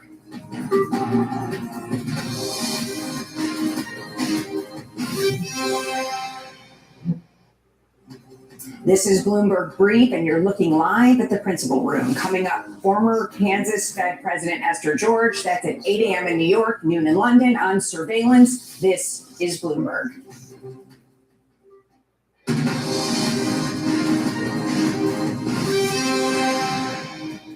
This is Bloomberg Brief. I'm Julie Fine in New York. Iran has chosen its new supreme leader, a choice that was quickly criticized by President Trump and one which signals the Islamic Republic is not backing down. Joining us now from Washington is Bloomberg's Tyler Kendall. Tyler, thanks for being with us. Hey, Julie, good morning. Well, President Trump said in an interview over the weekend that he is, quote, not happy with Mojtaba Khamenei being chosen as the next supreme leader of Iran. The 56-year-old is the second eldest son of the late supreme leader who was killed in airstrikes last week. And as you mentioned, analysts say signals that there will be a continuation of the hard-line stance of the Iranian regime. Now, you'll recall last week, President Trump had said that the potential worst-case scenario of this military operation would be if new leadership in Iran was, quote, just as bad as the regime the U.S. and Israel have been trying to change. We know the administration said that they were eyeing some other potential contenders that they felt may be more amenable to cooperating with the U.S.'s demands, but instead this choice is considered to be very closely aligned with the IRGC, that critical military faction within Iran, signaling again that we are likely to see no capitulation when it comes to cooperating with the U.S. as this this goes forward. Important to note, Iranian state media, after this pick was announced, was reporting that the regime is saying that they have enough weapon stockpiles to continue this conflict for at least another 6 months. And Julie, in the weeks ahead, that we should expect them to start to deploy some newer, longer range missiles as the conflict continues. And Tyler, the president also saying this weekend he'll consider widening those strikes on the Islamic Republic. What's the latest you're hearing this morning from the White House? Well, that was some interesting commentary from President Trump, though we haven't gotten much specifics on exactly what he was talking about. He said in this post on Truth Social that they were going to target new areas and groups of people in Iran not previously targeted. The administration has said that they haven't gone after some critical infrastructure, including energy infrastructure. We heard that from Energy Secretary Christopher Wright over the weekend, though it is important to note that Israel did target some Iranian fuel depots, so potentially we could see perhaps some more wide-scale targets in the weeks ahead. There's also reporting, as you well know, Julie, from Bloomberg News, new overnight, that the U.S. is considering an operation to go inside Iran to extract its highly enriched uranium stockpiles amid concerns that those stockpiles have been moved. So that's something to watch closely as this conflict continues. And at the moment, it doesn't seem like we are any closer to a diplomatic off-ramp. And all of this happening as the Strait of Hormuz remains closed. Oil prices over $100. G7 to discuss joint release of emergency oil reserves later today. Right, and this is one of those potential off-ramps to help curb the rising costs that we're seeing as this White House is downplaying the spike in oil. Julie, we heard from President Trump saying that this is going to be a short-term disruption for a long-term gain of establishing the U.S. and Israel's goals abroad. In fact, we heard from the Energy Secretary, Christopher Wright, in an interview over the weekend maintaining that this conflict is not going to be long-term, essentially insinuating that this is a fear reaction from the oil markets, but that the conflict should be resolved. This is going to be something to watch closely because if we bring this back to domestic politics, of course, as you all know, this White House is playing defense when it comes to affordability concerns. But the thing is that we are seeing so many disruptions from major oil producers in the Middle East curbing their production, the Strait of Hormuz being effectively closed. And Julie, as we just discussed, the White House is now threatening to widen the conflict in the weeks ahead. Busy day for you. Thanks to Bloomberg's Tyler Kendall for being with us this morning. And NYMEX crude paring back. It's rallied just below $100 barrel as the war forces more production cuts. Let's bring in Bloomberg's Will Kennedy for more. Will, what a day it's been with oil in the markets. It has, and we had a very big spike at the open overnight, oil reaching almost $120 a barrel in London trading, the Brent benchmark. But as you just showed, it has fallen back since then. I think that's partly because of this conversation the G7 ministers will be having later today about releasing emergency stockpiles. We also just saw a headline that one tanker, and I should stress this, only one tanker was able to transit the Gulf of Hormuz, and that may have people hoping that more may be able to get out of the area. But we should look at the broader context here is that prices are up about $30 a barrel since the war started, and that will start to have a very real impact for Americans who are going to gas stations this week and filling up their cars. It will be a lot more expensive to do that this week than it was last week, and that will be of concern in the administration, I imagine. Absolutely. And the administration, as you said at the top of this, is going to be discussing the G7 today, the G7 talking about these gas prices, what to do next. You just pointed out one tanker got through the Strait of Hormuz. What comes next? March Mania is back at Gary Yeoman's Lincoln. Bigger savings, more for your trade. No payments till June, even a powertrain warranty. And for every vehicle sold, we'll donate to the V Foundation. It's luxury for less, the Yeoman's way. Please, Dad, can we keep them? It's perfect. But dog food, vet bills. Is this coming out of the college savings? Quicken, can we do this? Nice. Okay. Let's take them home. Stop guessing and start knowing with Quicken. Well, what comes next is whether more tankers feel confident enough to do that. Whether the US is able to offer some military help to do that, that was discussed last week, as you remember, Julie. But of course, Iran has cards it can play here, and it can act to try and stop those tankers, attack those tankers, keep attacking shipping in the region, and the fear will return, or perhaps we should say remain in place. So as we are today on Monday morning, despite all these noises from Chris Wright and others in the administration, this is a temporary, manageable situation. We still have oil at about $100 a barrel and no clear idea when and how this energy situation will end. Well, you just touched on that, but in an interview with CNN State of the Union, U.S. Energy Secretary Chris Wright says global energy supplies are sufficient, and the war-linked surge in oil prices reflects a, quote, fear premium in markets that won't last. Where's he going there with this, as people get ready to really start paying some money this week?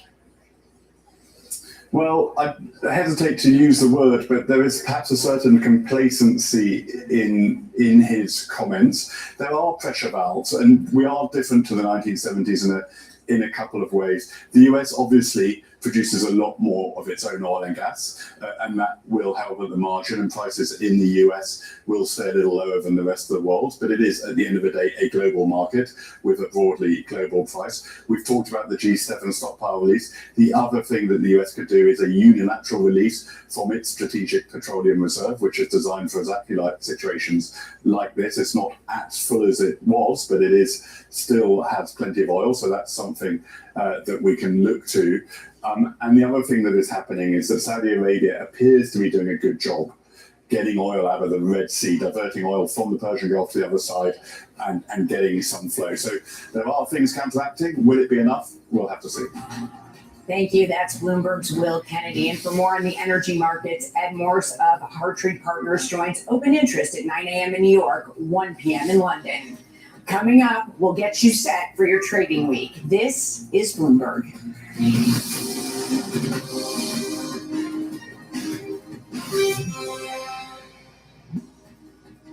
Now a look at what's ahead this week. Hewlett-Packard Enterprise earnings out after the bell. US CPI numbers come out on Wednesday, and we wrap up the week with US PCE on Friday.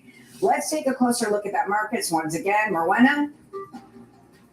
Hello, yes, we're seeing equity futures pointing much lower this morning, down about 1% on the S&P, about 1% on the NASDAQ 100, and small and mid-cap stocks looking set to fall even more, about 1.7% lower there for the Russell 2000. That it comes as we've seen gilt yields and European bond yields surging in Europe this morning, and Treasury yields are pointing higher as well, rising about 3 basis points across the curve at the moment.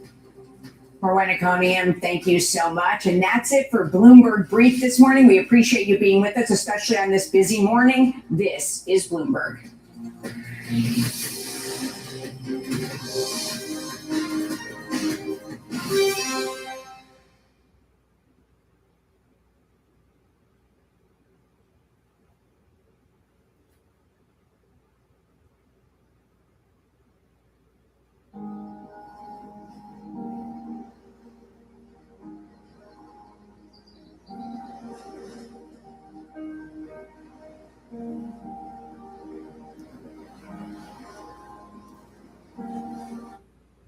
You love this style of shoe. They're comfortable, casual, stylish. But Skechers has topped them and made them even better. Because now they come in hands-free Skechers slip-ins. Just slip in and go with no bending down and no touching them. Try hands-free Skechers slip-ins.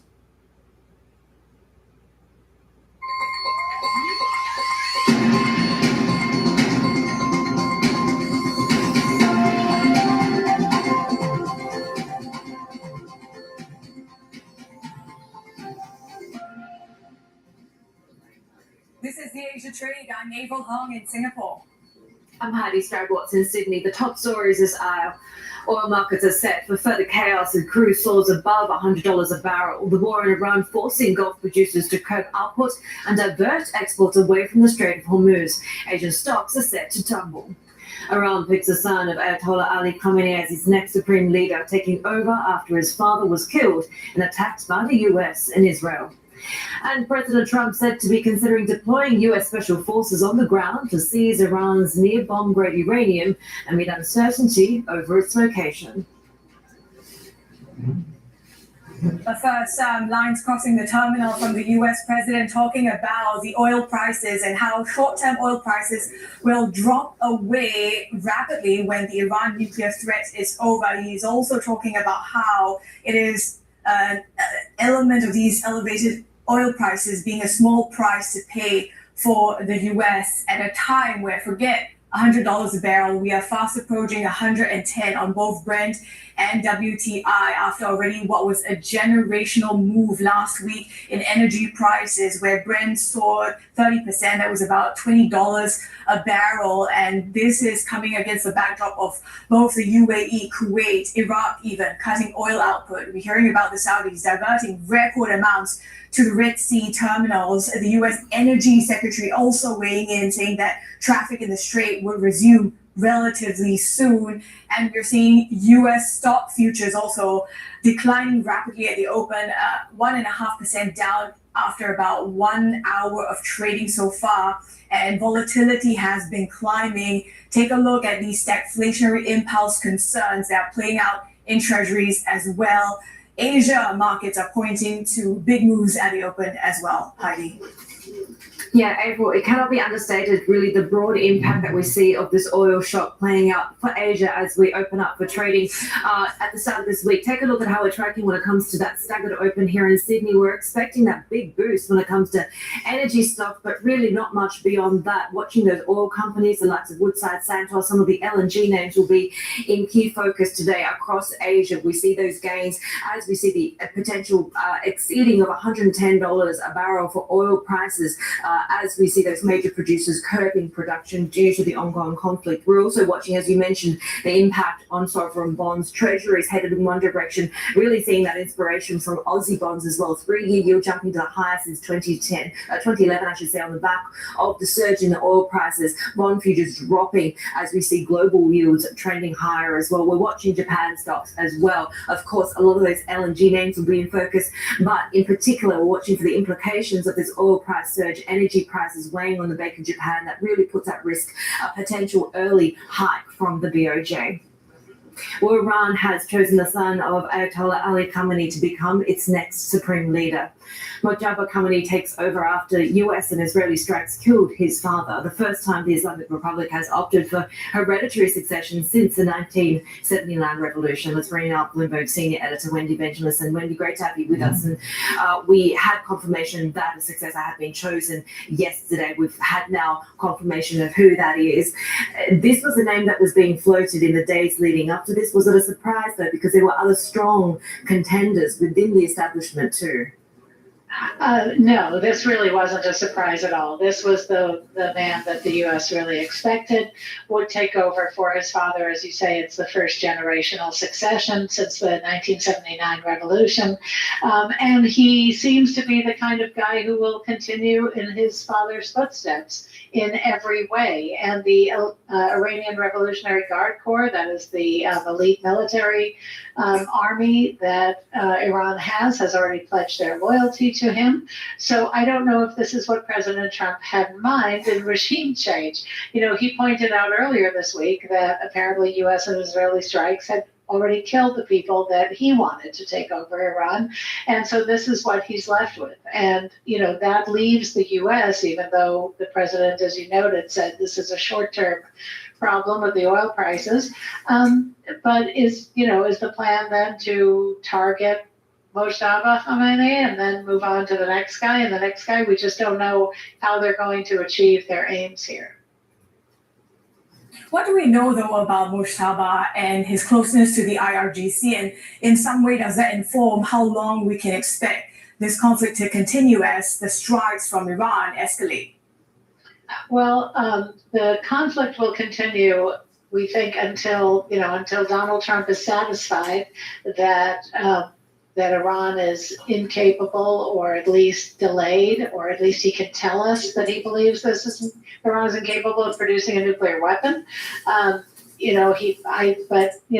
Mojtaba Khamenei does not appear to be. Now, of course, we in the U.S. don't know much about him, but from what we do know, he doesn't appear to be the kind of guy who's going to break with his father's rule and sit down at a table with Donald Trump and give up their nuclear program. It just seems highly unlikely at this point.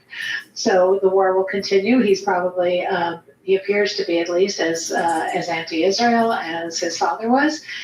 He's deeply religious. He went through all of the training to become he is the highest rank. He does get the title Ayatollah, which is the highest rank that you can get in Shiite Islam. And so it's really a regime change without much change. Yeah, Wendy, even some reports suggesting that he might be more of a hardliner than his father. Certainly not much signs of a reformist, engagement that could potentially speak with the US. What do we know in terms of President Trump, again, not taking off the possibility of boots on the ground? What are we hearing about the special operations? Well, Bloomberg does have a story on the terminal today about how Trump and his administration is considering, but it's in the early stages, a plan that special forces would go into Iran, to secure the enriched uranium that would allow Iran to make a nuclear weapon. This would be far off. I mean, Trump has said, he told reporters yesterday that would only happen if they would face no resistance. And at the moment, that is not even a remote possibility. So we'll have to see, how that may change over the year. His press secretary was on our Sunday shows earlier today and said that he takes nothing off the table, from special forces to regular forces on the ground to continued bombings. There's no sign of any let up yet. Wendy, thank you. Bloomberg Senior Editor Wendy Benjaminson. Now let's get more on the surge in oil prices, almost reaching 110 a barrel now. Joining us is Sarah Vakshuri. She's founder and president at SVB Energy International. Sarah, it's good to have you on the program today. I mean, we are looking at the contracts on the front end approaching 110.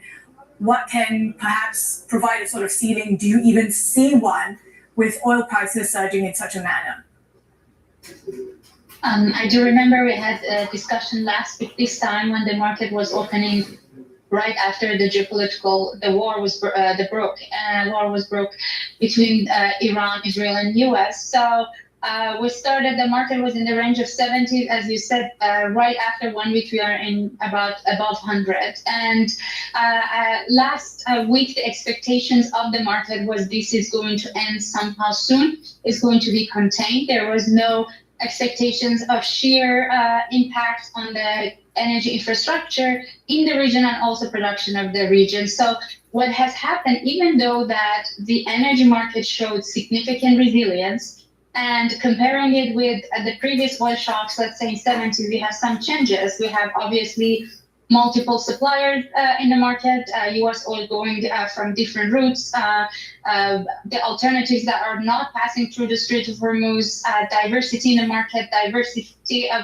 different sources of energy altogether, plus the data and access to data, the algorithmic pricing, all of that, if you put it as the resilience of market, and on top of all of them, China's stockpile of oil, which had been significantly, China in the past 2 years was stockpiling oil. None of them, as we see entering to the second week, stopped the market to surpass the $100. And why that is happening? Because we saw two major impacts on the energy resources and flow from the region. Number one is the attacks and the strikes on the energy facilities in multiple producing countries in the region. And the second one is that the Strait of Hormuz, the oil flow from there, as even before Iran physically closed them, the insurance company kind of stopped insuring the tankers voluntarily not passing through the Strait of Hormuz. And that caused the storages in the producing countries to fill up. And as you said in your earlier report, the country's major producers start one by one announcing that they have to reduce the production because there's no way for them to store more. Sarah, what was interesting to me as some of these nations find alternative ways to get their crude around is how the Saudis are using their Red Sea terminals. You're seeing record amounts flowing there. Do you have a sense of perhaps among these Gulf nations, which are a bit less vulnerable to these strikes from Iran and the impact on both infrastructure as well as getting their crude around?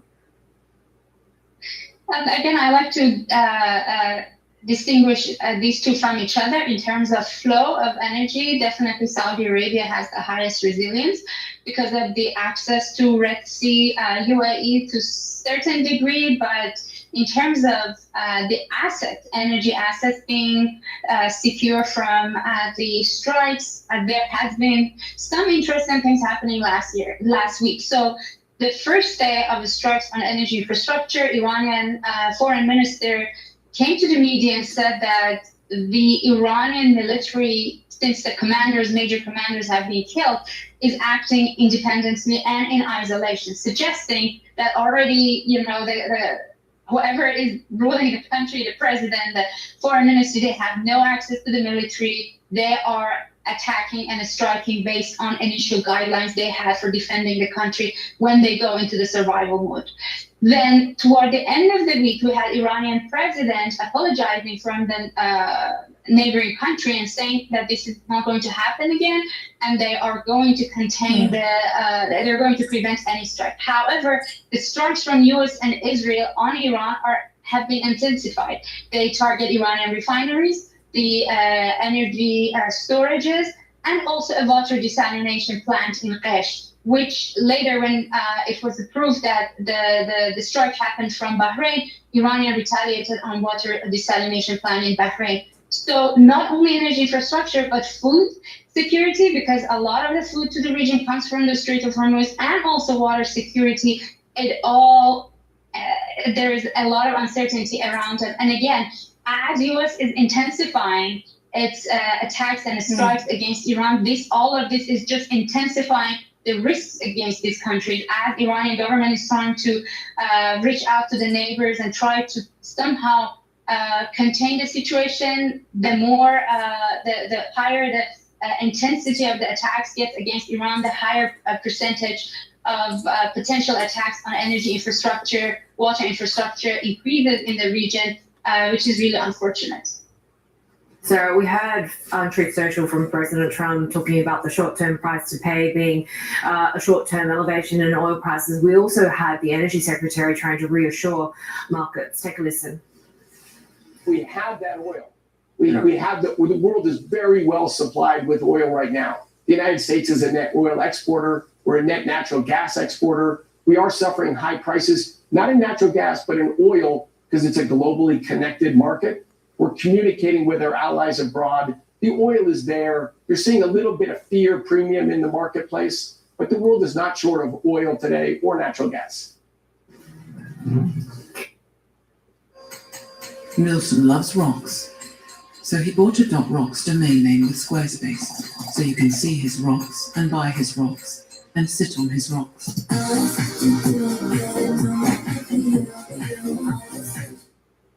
There's a reason professional leaders don't get invited to backyard barbecues. What's his deal? Just like there's a reason Morgan & Morgan is America's largest injury law firm. Hey, that's my hot dog. Morgan & Morgan, forthepeople.com. At Grainger, we have over 1 million products, including the ones that help keep your workplace safe and sound. Shop our vast inventory of safety products at Grainger.com. Grainger, for the ones.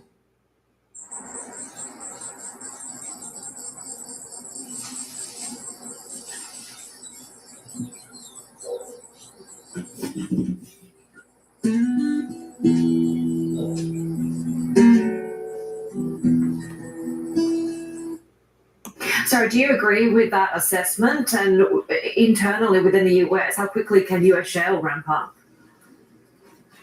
So in terms of agreeing, yes, there's no shortage of oil because even the attacks on infrastructure did not really interrupt the oil production or export facilities. So it's really the matter of shipments happening from Strait of Hormuz. And we've seen that the U.S. administration, President Trump administration, suggested that they're going to reinsure and support both in terms of escorting and also giving insurance to the tankers, so the movement of the flow of oil will start happening again. But the question is that for how long? Most of this oil is not going to the United States. Yes, as it was mentioned by Secretary Wright, it's a global price, so it has impact on U.S. prices. But a lot of this oil goes to China mostly, and also a non-U.S. market. So for how long U.S. is going to insure those cargoes? So again, there's a lot of uncertainties. The oil is there, but when the security in the region and the risk needs to reduce, so the tankers could easily flow and move. So I would say, while President Trump wants to intensify and increase the intensity of attacks against Iran, on the other side, we cannot have the de-escalation or de-risking the threats against the oil, at least the flow of oil, and also the infrastructure in the region. So this cannot happen. On the shale side that you mentioned, definitely as the oil prices increases, and unfortunately, the uncertainty and threats against infrastructure in the region increases.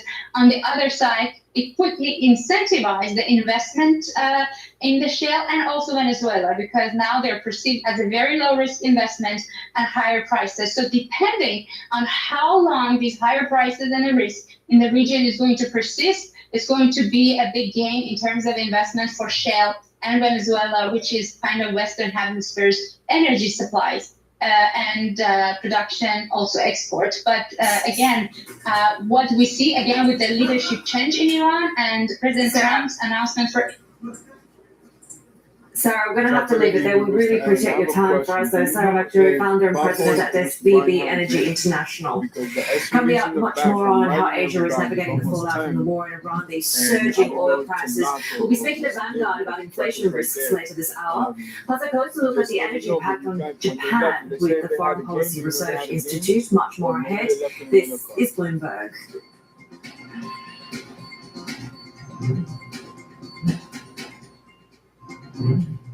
Broad weakness when it comes to Australian shares in the first 20 minutes or so of trade, other than those energy stocks. So take a look at what we're trading when it comes to crude prices. Is that really elevated level surging as major Middle East producers cutting back production? The Strait of Hormuz remaining essentially closed at this point. The US, in the meantime, has threatened to deepen the Iran conflict. It's already driven up prices of crude and nat gas.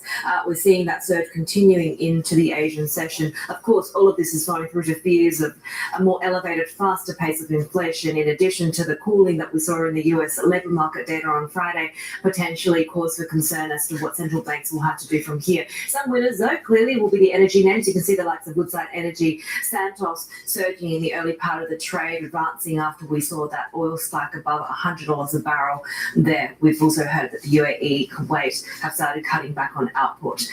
As I mentioned, the Strait of Hormuz remains shut. Storage is rapidly filling up there as well. Let's bring Guthrie Reynolds, who leads our Bloomberg MLab Asia coverage, and who better to bring us, really the broad view of there is an area, corner of this market that's not feeling the impact now, despite, of course, at the start of this conflict, seeing kind of a slow start to panic.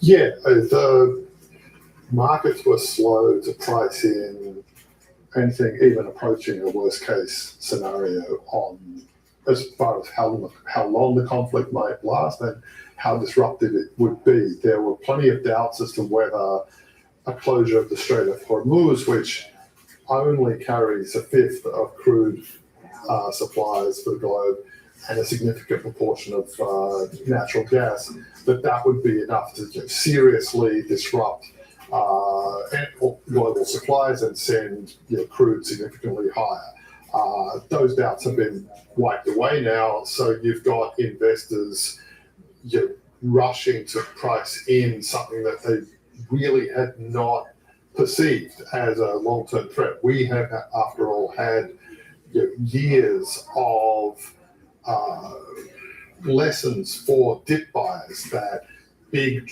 declines in risk assets are the moment to pile in because they'll come roaring back.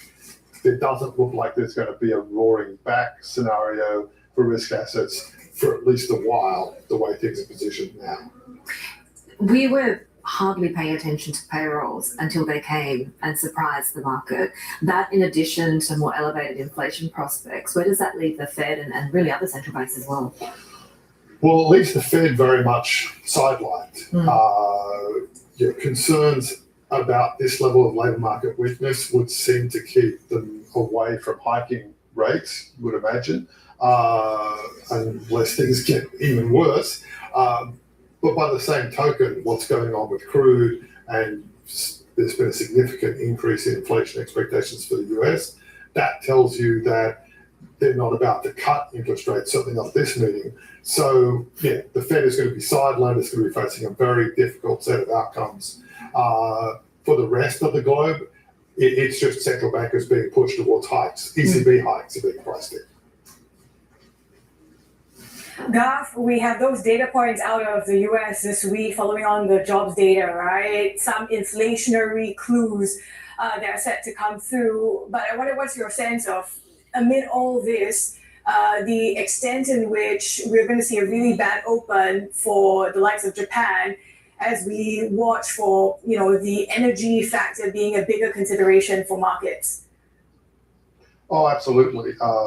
Japan, like much of Asia, is very dependent on oil and gas imports, and in particular oil and gas imports from the Gulf via the Strait of Hormuz, which is closed. So, that's a major concern. You also have, the broader impact where if you've got higher energy prices everywhere, I think there's not a lot of evidence that investors are seriously moving to price in the potential impacts on the AI boom of significantly higher energy prices and significantly higher yields. Those are both things that could stand in the way. We had Oracle deciding to shut down a plan for one data center at the end of last week. Be watching for other companies looking to trim back on some of those very large expansion plans. So you've got that going on. You've also got the private credit question that's become, very much more imminent, as it were. And Japanese banks are quite exposed to loans to the US, which could go south amid all of this turmoil. So I think we've got Nikkei futures, we're indicating about a 3% drop at the open. That's likely just to be, the starting level. There's plenty of potential that could go significantly lower. Garth, thank you so much. Garfield Reynolds, who leads our Bloomberg and Live Asia coverage. Subscribers can also turn to the terminal for more on the Middle East conflicts. T-Live Go is your function for the latest. This is Bloomberg.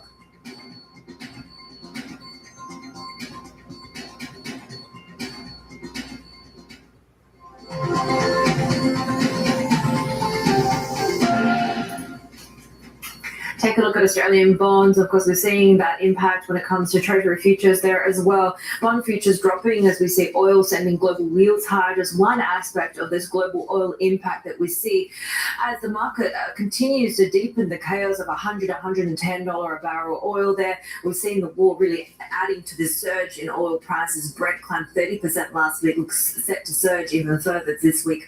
The market's tied to the region, already surpassing that $100 a barrel level threshold. We've also heard now the UAE, Kuwait have started reducing oil production.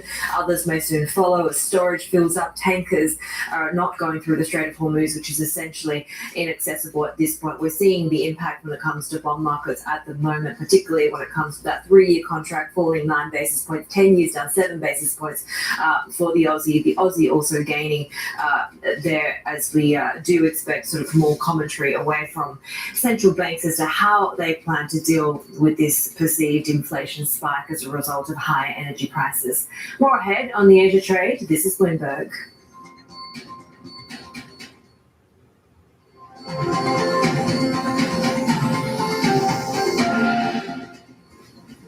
We do have some Japan labour market data, real cash earnings year on year for January coming in at a beat at 1.4%. The expectation was for 0.9% and coming back from a contraction in the previous reading. Labour cash earnings on that year on year basis, 3% is the gain, also better than expectations of 2.4%.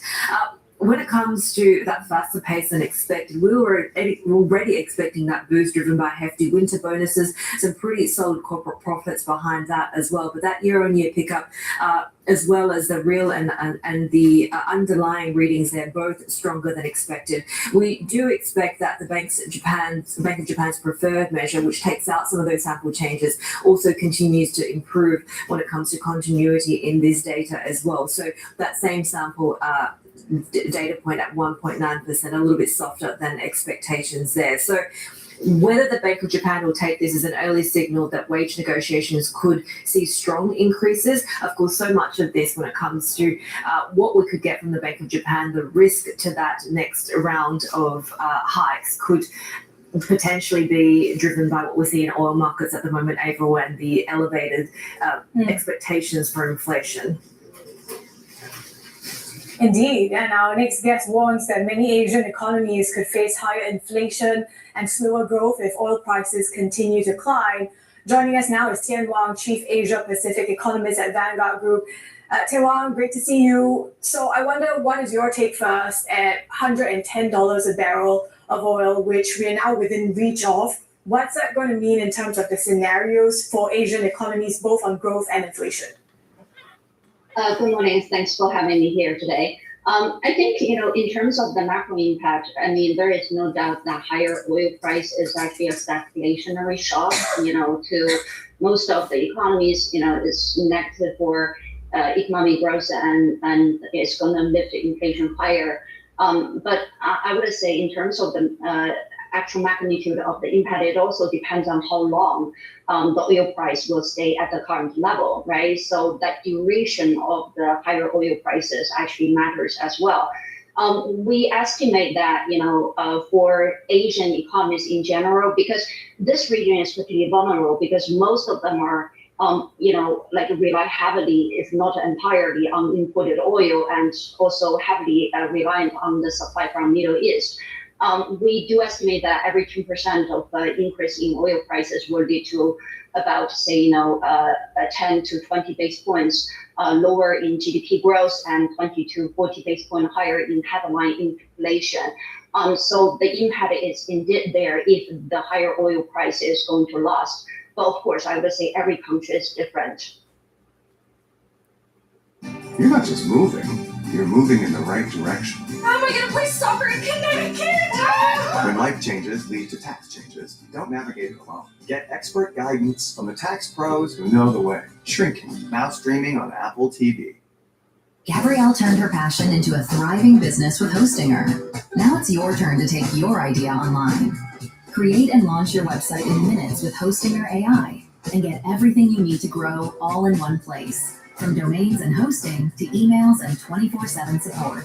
Hostinger's customer service is the best in the industry, and I can say that because I've worked with everyone in the industry. Build the website, publish the portfolio, launch the store. Just go for it. Go to Hostinger to turn one day into day one.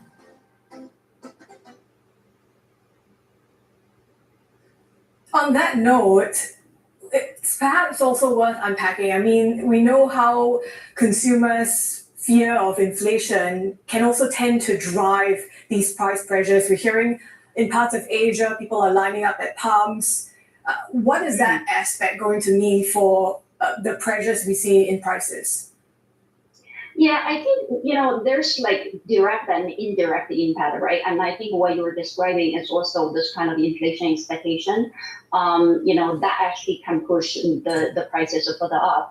But, as I mentioned earlier, every country is different, right? Because I think, one, it really depends on whether the country has strategic reserves that can help to stabilize the domestic price. And two, I think it also depends on the government, whether they're going to intervene, right? Either through subsidy, tax cut, or there's different kinds of pricing mechanism in different economies that is going to limit the pass-through from crude oil prices to retail prices.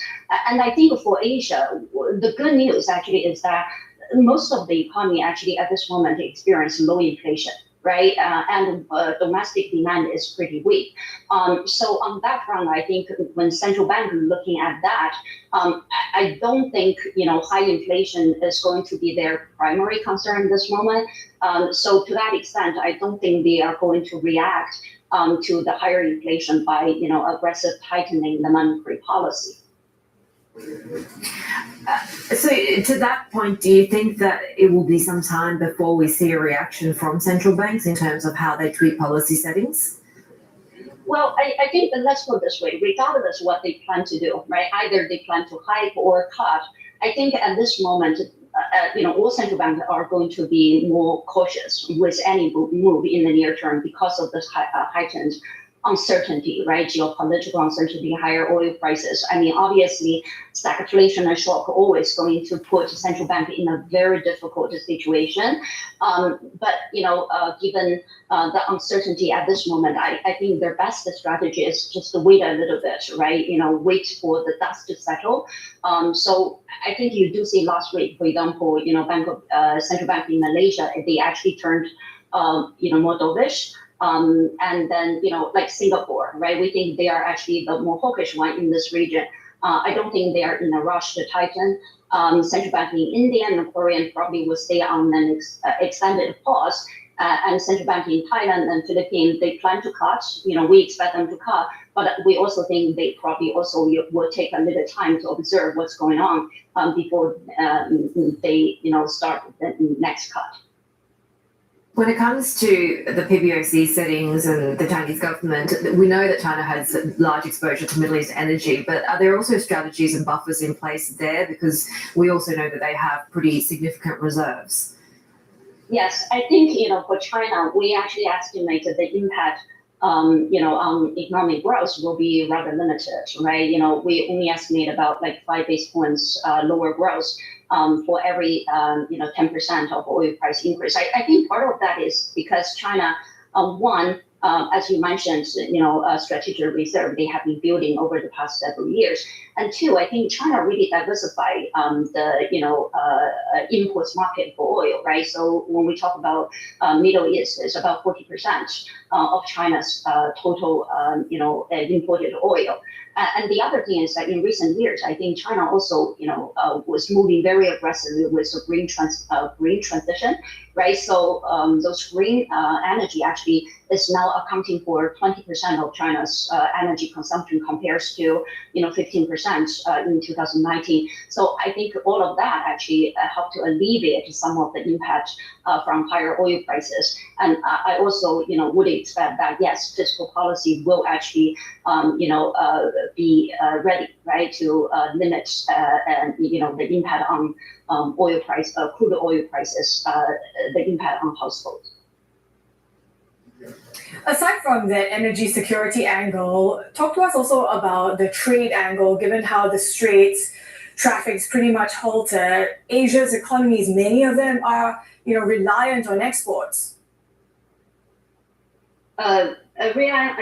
I think, at this moment, this kind of global supply shock, right, is going to a big, disruption potentially to the global supply chain, right? So what does that mean, for the global trade for the down the road? I think remains, something that we need to watch very closely. I think the hope at this moment for a lot of people is that this conflict could be rather short-lived, may not last more than a few weeks, right? And in this case, I think the disruption to the global economy, global trade will be rather limited. But I think if the conflicts and also, what happens to the Strait of Hormuz that actually sustain, more than just a few weeks, then I think that the disruption to global economy and trade could be quite significant. Tian Wang, great to have you on the show today. Thank you. Tian Wang is Chief Asia Pacific Economist at Vanguard Group. Meantime, Finland's president says Ukraine stands to see some benefits from the conflict in the Middle East, which may hamper Russia's ability to cooperate with Iran. Speaking to Bloomberg in Mumbai, Alexander Stubb also told us power vacuums are allowing local conflicts to spiral into global problems. What we're seeing in the world right now is so-called local conflicts becoming regional conflicts, and those regional conflicts having an impact on the world. We see the one, Russia's war of aggression on Ukraine, how it impacted grain or food, fertilizer, energy. Now we're seeing how this war is impacting trade and energy prices. This is what happens when power vacuums emerge and world order changes. No one exactly knows where we're going. Can anyone mediate? In fact, given how White House operates under this new administration, is there scope for anyone to be able to mediate? Could Europe stand up to that? Well, I think peace mediation traditionally, when it's been successful, it's been about the UN and a UN envoy.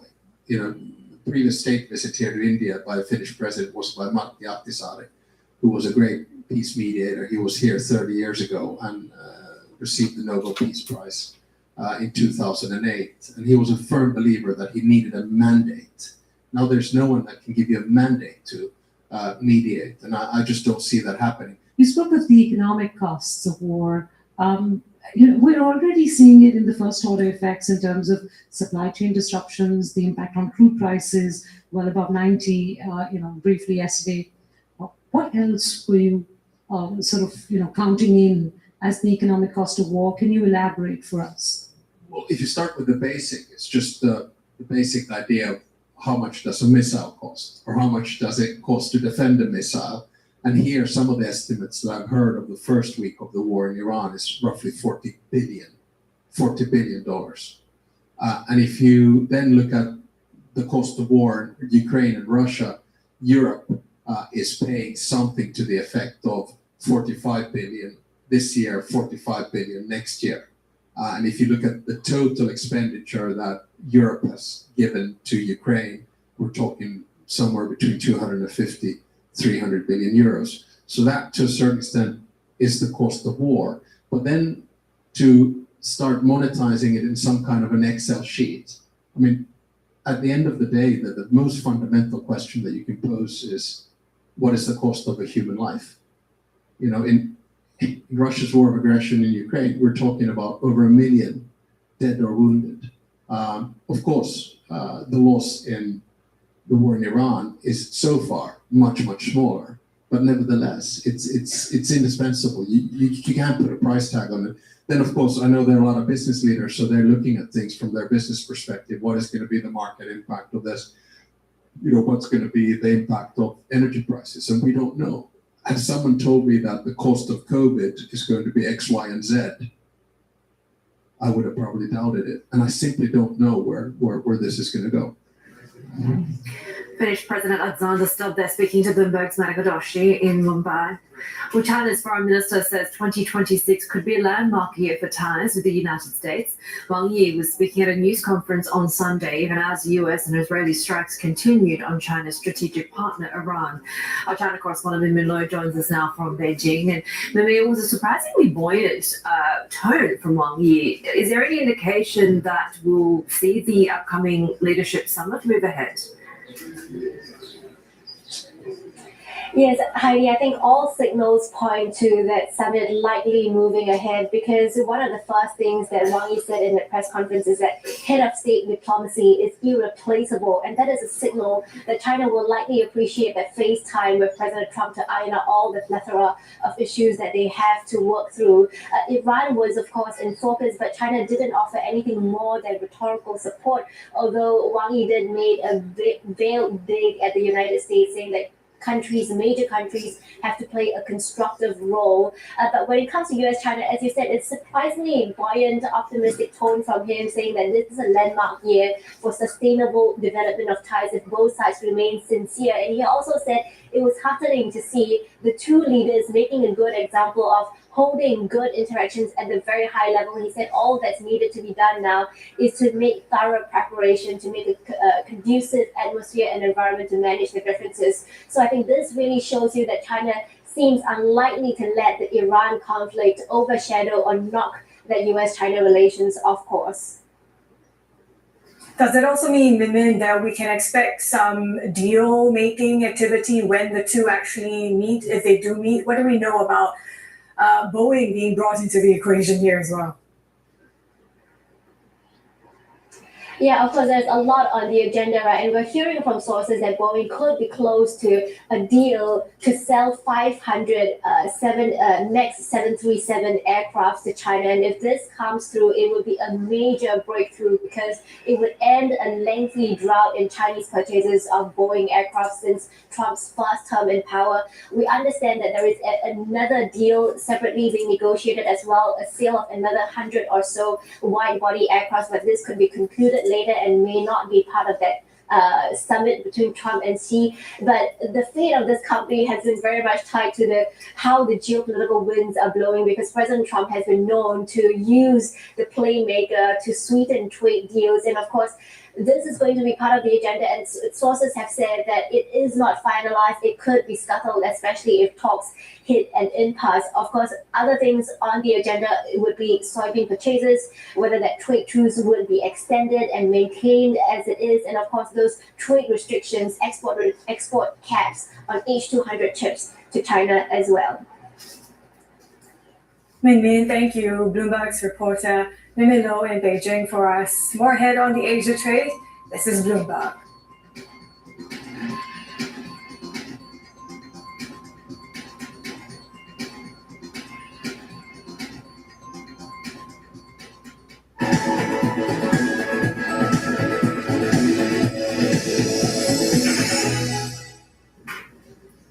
Take a look at Japan futures, and we are seeing all indicators pointing to a pain day when it comes to the Asia risk trade here. Nikkei futures already down by 2.25%. We're seeing Aussie stocks that are trading really markedly low, with the exception of energy names. We're watching for those energy, LNG related names in the Japan session there, as well as we continue to watch for really the varied impact of the surge in oil prices. It feels like the pretty sanguine approach from market participants at the start of this war has started to wear thin as we get the Strait of Hormuz essentially shut down and that output curve begin to play out. Dollar yen is trading at that 158 level as the dollar continues to be the haven trade of choice.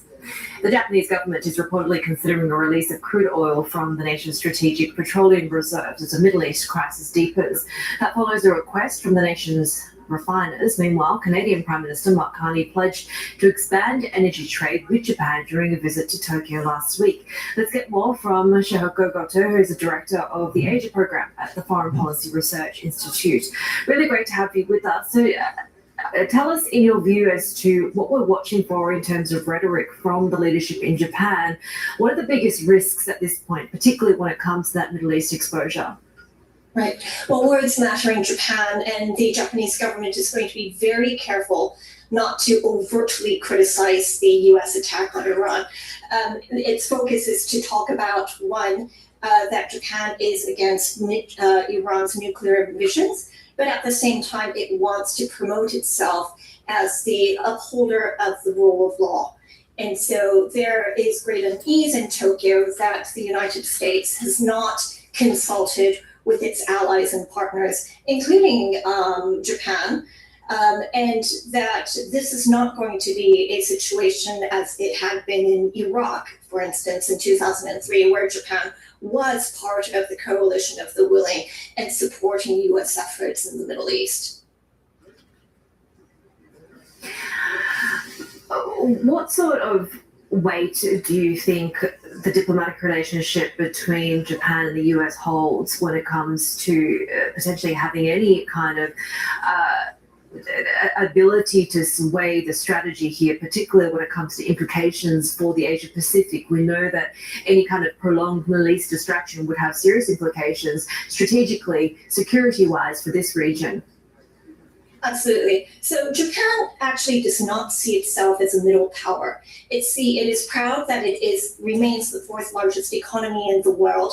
It has tremendous clout when it comes to diplomatic weight. And it really does want to be able to use that insofar as it is able to take the lead in getting the coalition of countries to go to the United States and say that what we need now is greater stability and a roadmap for where we can see some ability for the United States as well as Japan to work together to bring peace, to bring security when it comes to energy supplies as well. Tax Act is designed to help you get your taxes done. Let's get them over with. Meet Carla, the always feeding everyone abuelita. You said just a bite. She serves a feast. Friends, neighbors, even the mailman gets fed. Good thing she shops and saves at Winn-Dixie. Shopping for tires used to make me want to blow a gasket. That was before I went to TireRack.com. TireRack made it easy to find great tires at a great price. 2 years of free road hazard protection. Sealed the deal. TireRack has thousands of recommended installers. I chose a mobile installer. Check this out. A technician brought my new tires right to the house. He's installing them now. All set. Thanks. When it's time for new tires, trust the experts. TireRack.com. The way tire buying should be. Shihoko, this is all interesting for Takaichi, especially given how her words in relation to Taiwan and China not so long ago. I mean, how exactly do you expect her at this stage to go about articulating her policy of Japan towards Iran, cognizant of not rattling relations with the US? Right. So she is, of course, a leader in a vibrant democracy. So she has to address the needs of her people, the voters within Japan, and also address Japan's relations with the United States. Now, on the latter, one of the biggest challenges for her will be when she visits the United States and has that summit meeting with President Trump at the White House. The expectation is that she will make clear that Japan does agree with the United States and indeed the international community that Iran's nuclear ambitions cannot be supported.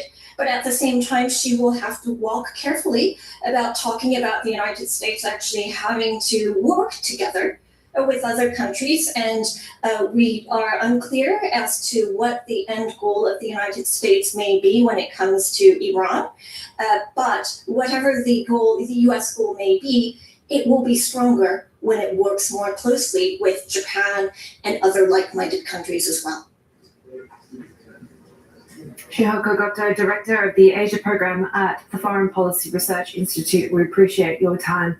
We'll catch Japan Ahead every Monday at 8:40 a.m. If you're watching in Tokyo, subscribers can watch live on the terminal using the TV Go function. We do have more data just crossing the Bloomberg after the labor market numbers. This is a trade balance, a trade deficit, I should say, of just over 600 billion yen, swinging from that an estimate of just over 1 trillion yen deficit there as well. So a little bit of a gap there in terms of those expectations. We're seeing an adjusted current account surplus of 3.145 trillion yen as well. We're seeing some pretty hefty expectations of losses as we head towards the start of trading in Tokyo in just about 7 minutes' time. More ahead on the Asia Trade. This is Bloomberg.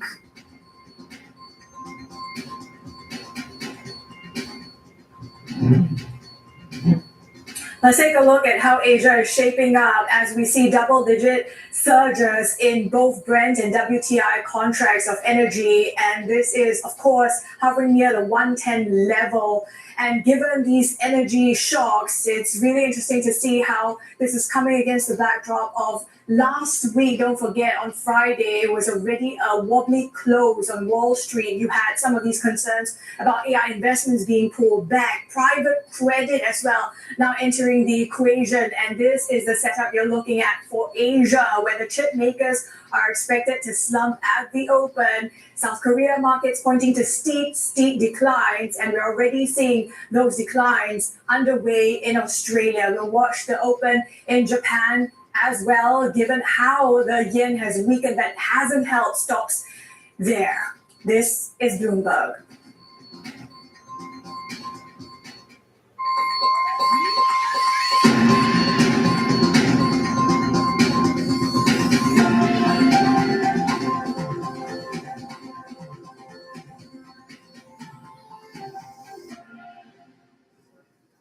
This is the Asia Trade. We're counting down to Asia's major market opens. We continue to see really the impact of $100 plus, $110 plus oil reverberate across every corner of this market, April. As we get into the start of trading across major Asian markets, we're seeing now the Nasdaq 100 futures picture dropping 2%.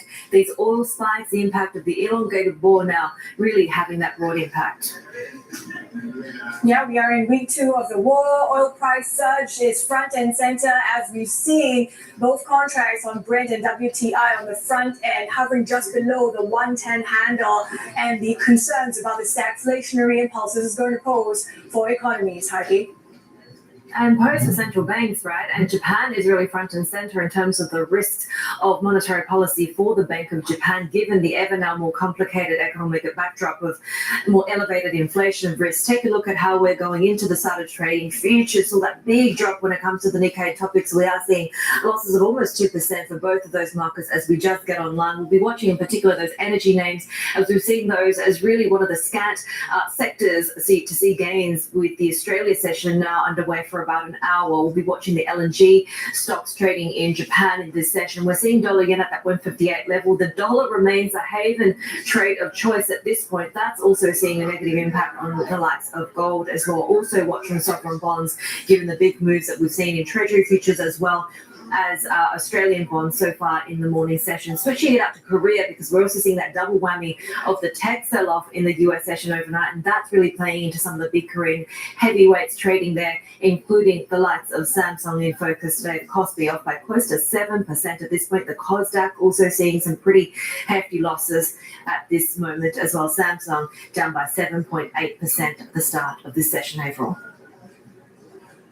Yeah, coming into today, the setup for Asia chip-related stocks wasn't great, following on from the US close, where we did see the likes of Oracle, OpenAI, perhaps pulling back some of those AI-related investments, and then you wrap that together with the private credit concerns. Pile on what we're seeing in energy prices. You are seeing yields continue to inch higher on the 10-year. We are approaching 4.19 already in Brent and US crude futures. Still, those double-digit gains on a Monday morning and just under the 110 handle. Like we said earlier, the concerns about how this is going to feed through into inflation, following on from US jobs data, also pointing to a bit less resilience than previously thought. Don't forget, this week we're also watching out for some of these inflation indicators out of the US. Tech is sinking deep. Look at NASDAQ futures, 2% off thereabouts. And amid all this, very interesting to hear from the Trump administration and officials talking about how the fear premium when it comes to oil prices, that is expected to ebb. Take a listen. We have that oil. We have the world is very well supplied with oil right now. The United States is a net oil exporter. We're a net natural gas exporter. We are suffering high prices, not in natural gas, but in oil, because it's a globally connected market. We're communicating with our allies abroad. The oil is there. You're seeing a little bit of fear premium in the marketplace, but the world is not short of oil today or natural gas. Joining us now is Jinbei Liu, who's the co-founder and lead portfolio manager at Tancap. Jinbei, always great to see you, particularly at a time of such volatility for these markets. It feels like the period of feeling sanguine about the worst case scenario for crude has passed. What happens now? Look, actually, this is what the market is trying to grasp. And what's really interesting is to see different response from both commodities and equities and how it's what it's saying. What is happening now, essentially, would you say how long it will last? Market has already moved on the first impact from the oil, the gold, and others to now second derivative. So we are seeing a lot of stocks like in the consumer, in the housing, especially US focused, all being sold off in a big way. And then we're seeing just in general the risk of people going defensive. Not so much buying the gold company, but going more defensive, and then going back to the safe haven, which is the US dollars, and then some of the areas where concede to be in capital preservation. I also want to ask you about Australia and China because I know those are two markets that you're very focused on. Are there opportunities to hide or to sort of idiosyncratic stories in those markets which tend to be less correlated to the global story? Yeah, actually, that's a really good question. Actually, absolutely. I think both Australia, China itself is really coming through its own trough a few years ago, in the last few years, and seems that the growth has stabilized, and then recent guidance of the growth number seems so pretty okay. So I think China is actually will prove to be more defensive than others, and it doesn't really have a valuation challenge like some of the other markets. And here in Australia, back at home, Australian market is more or less the same. However, we do have the exposure to the commodity market. As 30% of our market, or just a third of our market, is commodity and resources. Now, big parts of it is, across the copper and others. So right now they're being impacted because of the potential impact of the oil, and that is being impacted somewhat. However, the other parts of the market, where our banks and others are somewhat defensive.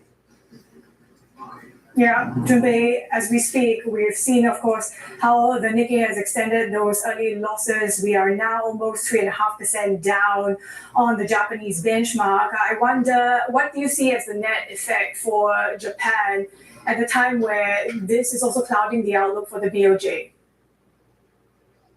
Yeah, look, my view is that, this is going to make it a bit tougher for all of these, markets like Japan, particularly with high oil prices. So, what investors are worried about, what is going to happen to the global growth. Should the oil remain at the current levels, the global growth will slow down. And Japan being, very export-oriented market is going to be impacted in a meaningful way. I think the BOJ will hold the rates, and then really what we have to see some sort of stabilization in this geopolitical risk. Do you see any stabilization? I mean, given how the extension of this conflict has caused a repricing from last Monday to now, just looking at the shock that is delivered to oil markets, I mean, what are the risks that investors at this stage have been underappreciating? Yeah, that's a really good question because, Monday last week, most of the investors sat here and thinking it will be over within days. But of course, it's proven not to be. But what's interesting at this stage is that, we are not actually seeing oil companies or oil equities or gold equities spiking much. Actually, in fact, if anything, they kind of gone sideways. They got up a little bit initially, but now they gone sideways and down. So that means that, investors are actually not saying the oil price will stay here, but we are now seeing the second derivative, the sectors, whether it's slow and consumer and others, these companies are being sold off. So what that is saying to us is that investors are taking the risk off the table. So investors trying to stay defensive while we work this through. But investors not necessarily think the oil will stay here, for a prolonged period, because if it does, then we will start really worry about, what might happen in terms of growth and others. Seeing another painful day when it comes to Korean stocks. Samsung, Hynix really dragging the broader cost to be lower. Nikkei also markedly lower as well, just at the open. Are you seeing opportunities for buying in tech and chips? What do you make of the AI scare trade, which feels like old news now? Yeah, that's right. It feels like it's so long ago. We start moving up to something else now. But what was interesting though, particularly Australian market, we see it much more because we have the growth and then we have the resources, right? So a month ago it was all selling the growth and buy the resources, and now suddenly in the last few days we've seen the reversal of it. Look, we think that there is a lot of opportunities in especially the software side of things. However, I think you have to be very selective because right now we're already seeing some of the software companies cutting their workforce in a big way, something up to 50% if you like. So there is, what they're trying to indicate is that yes, there's cost opportunity, but what does that mean to their revenue in the future? So there is a bit of uncertainty. I think at this stage in the market, you want to stay with company has earnings visibility, still have good earnings growth. You want quality of earning, but earnings visibility, pricing power, and some of the software company, the future just look somewhat uncertain. So while there's opportunities, but I think they're still yet to be cheap enough. I think valuations discipline is very important in this market.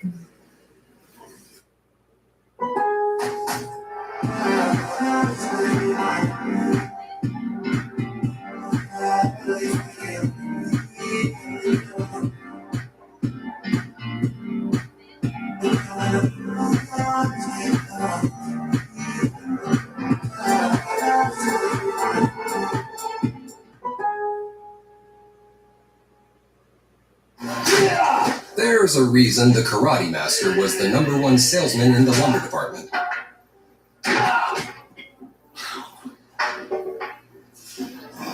Karate. Just like there's a reason Morgan & Morgan is America's largest injury law firm. Injured?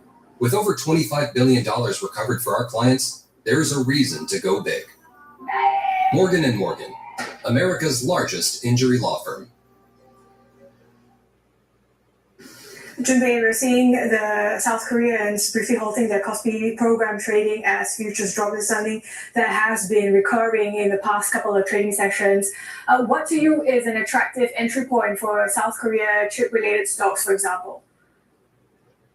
I do think Kospi is there's quite a lot of opportunities emerging, but remember, Korean market is always been the beta market where it's very centric with the tech, the oil, the exports, the cyclicals, concentrated with those businesses. So they represent good buying opportunity when we finally have stabilization in oil outlook and also stabilization in the geopolitical outlook, risk outlook. So we need a risk premium to come off before you can step into markets like Korea. Junpei, always a pleasure chatting with you. Junpei Liu, co-founder and lead portfolio manager at Tencat here in Sydney. Take a look at the movers, and we are seeing as sort of one of the rare patches of upside in this market are really the Asian oil stocks moving on that $100 plus level when it comes to oil prices.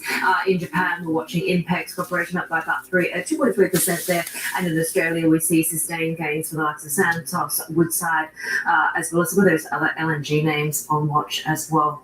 So much of this, of course, down to what's going on with geopolitics, the continuing war in the Middle East. We're hearing now from Pete Hegseth that President Trump will set the terms of an Iran surrender and there'll be more Iranian boats to be sunk, telling CBS that US strikes on Iran are, quote, only just the beginning. Well, Iran, in the meantime, has chosen the son of Ayatollah Ali Khamenei to become its next supreme leader. Mujtaba Khamenei takes over after the US and Israeli strikes killed his father the first time. The Islamic Republic has opted for hereditary succession since the 1979 revolution. Let's bring in Bloomberg editor Mike Heath. Mike, we know what President Trump thinks about him. He said it was an unacceptable choice of a new leader.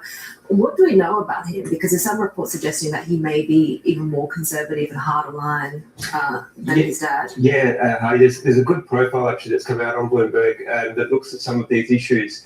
And the one point that you mentioned is that technically there's not supposed to be a hereditary leadership principle there. But yes, he fought in the Iran-Iraq war, probably in the late period, just based on his age. And he has fostered very, very strong connections in the security services, in the military, those areas. And it is very much seen as a continuation of the policies of his father. And we've seen that sort of in the defiance from Iran, saying that it can maintain this pace of missile and drone attacks for another 6 months. Rejecting any suggestions, President Trump saying that they sort of was signaling they were surrendering or something, and rejecting all of that. So it's very much that a defiant Iran that we're seeing, and this sort of seems to solidify that perception. defiant Iran, certainly a defiant US, right? Judging from these comments from Pete Hegseth saying that this is just the beginning when it comes to US strikes. How much do we expect this to widen, particularly as Iran seemed almost conciliatory towards its Gulf neighbors for just some of the chaos that has ensued over the past week or so? Yeah, well, I mean, this is another interesting point was in this in the profile is that we had the president of Iran saying, apologizing to the neighbors and saying there won't be any more strikes. And then the military just went ahead and continued with the strikes. So whether there's division within the regime, it's very hard to read from so far away. But nonetheless, it doesn't seem like that's going to abate. And if the US is going to widen as well, I mean, we really have to see what they're going to do. But what they're both sides are trying to do is sort of project this confidence. This, as it goes on longer, it gets sort of a bit worse for the US and Israel. They need to keep to buck up their supporters and Iran as well. I mean, it just needs to show it needs to try to wait out the US and Israel and the West in general and get that pain threshold from oil, from the attacks on its neighbours, that sort of thing. So it's really a sort of a contest of wills at the moment. Mike, on the US front, they seem to be manning special operations, special forces in Iran to get Iranian uranium. I mean, how much trickier is this to begin with? Given the war last year, the uranium went underground. We don't quite know where it is. And how is the US going to avoid mission creep at this stage? Is avoiding boots on the ground becoming a lot harder then? Yeah, April, you've almost answered your own question there. I mean, basically, since that bombing in June, I mean, it's been 9 months where there's been no inspectors. Now, Iran used to have very, very intrusive inspection regimes from the IAEA, which have now ceased. And so no one is really quite sure where these, whether this enriched uranium is still in the same place. The estimate is that there's about 11 bombs worth of uranium. What?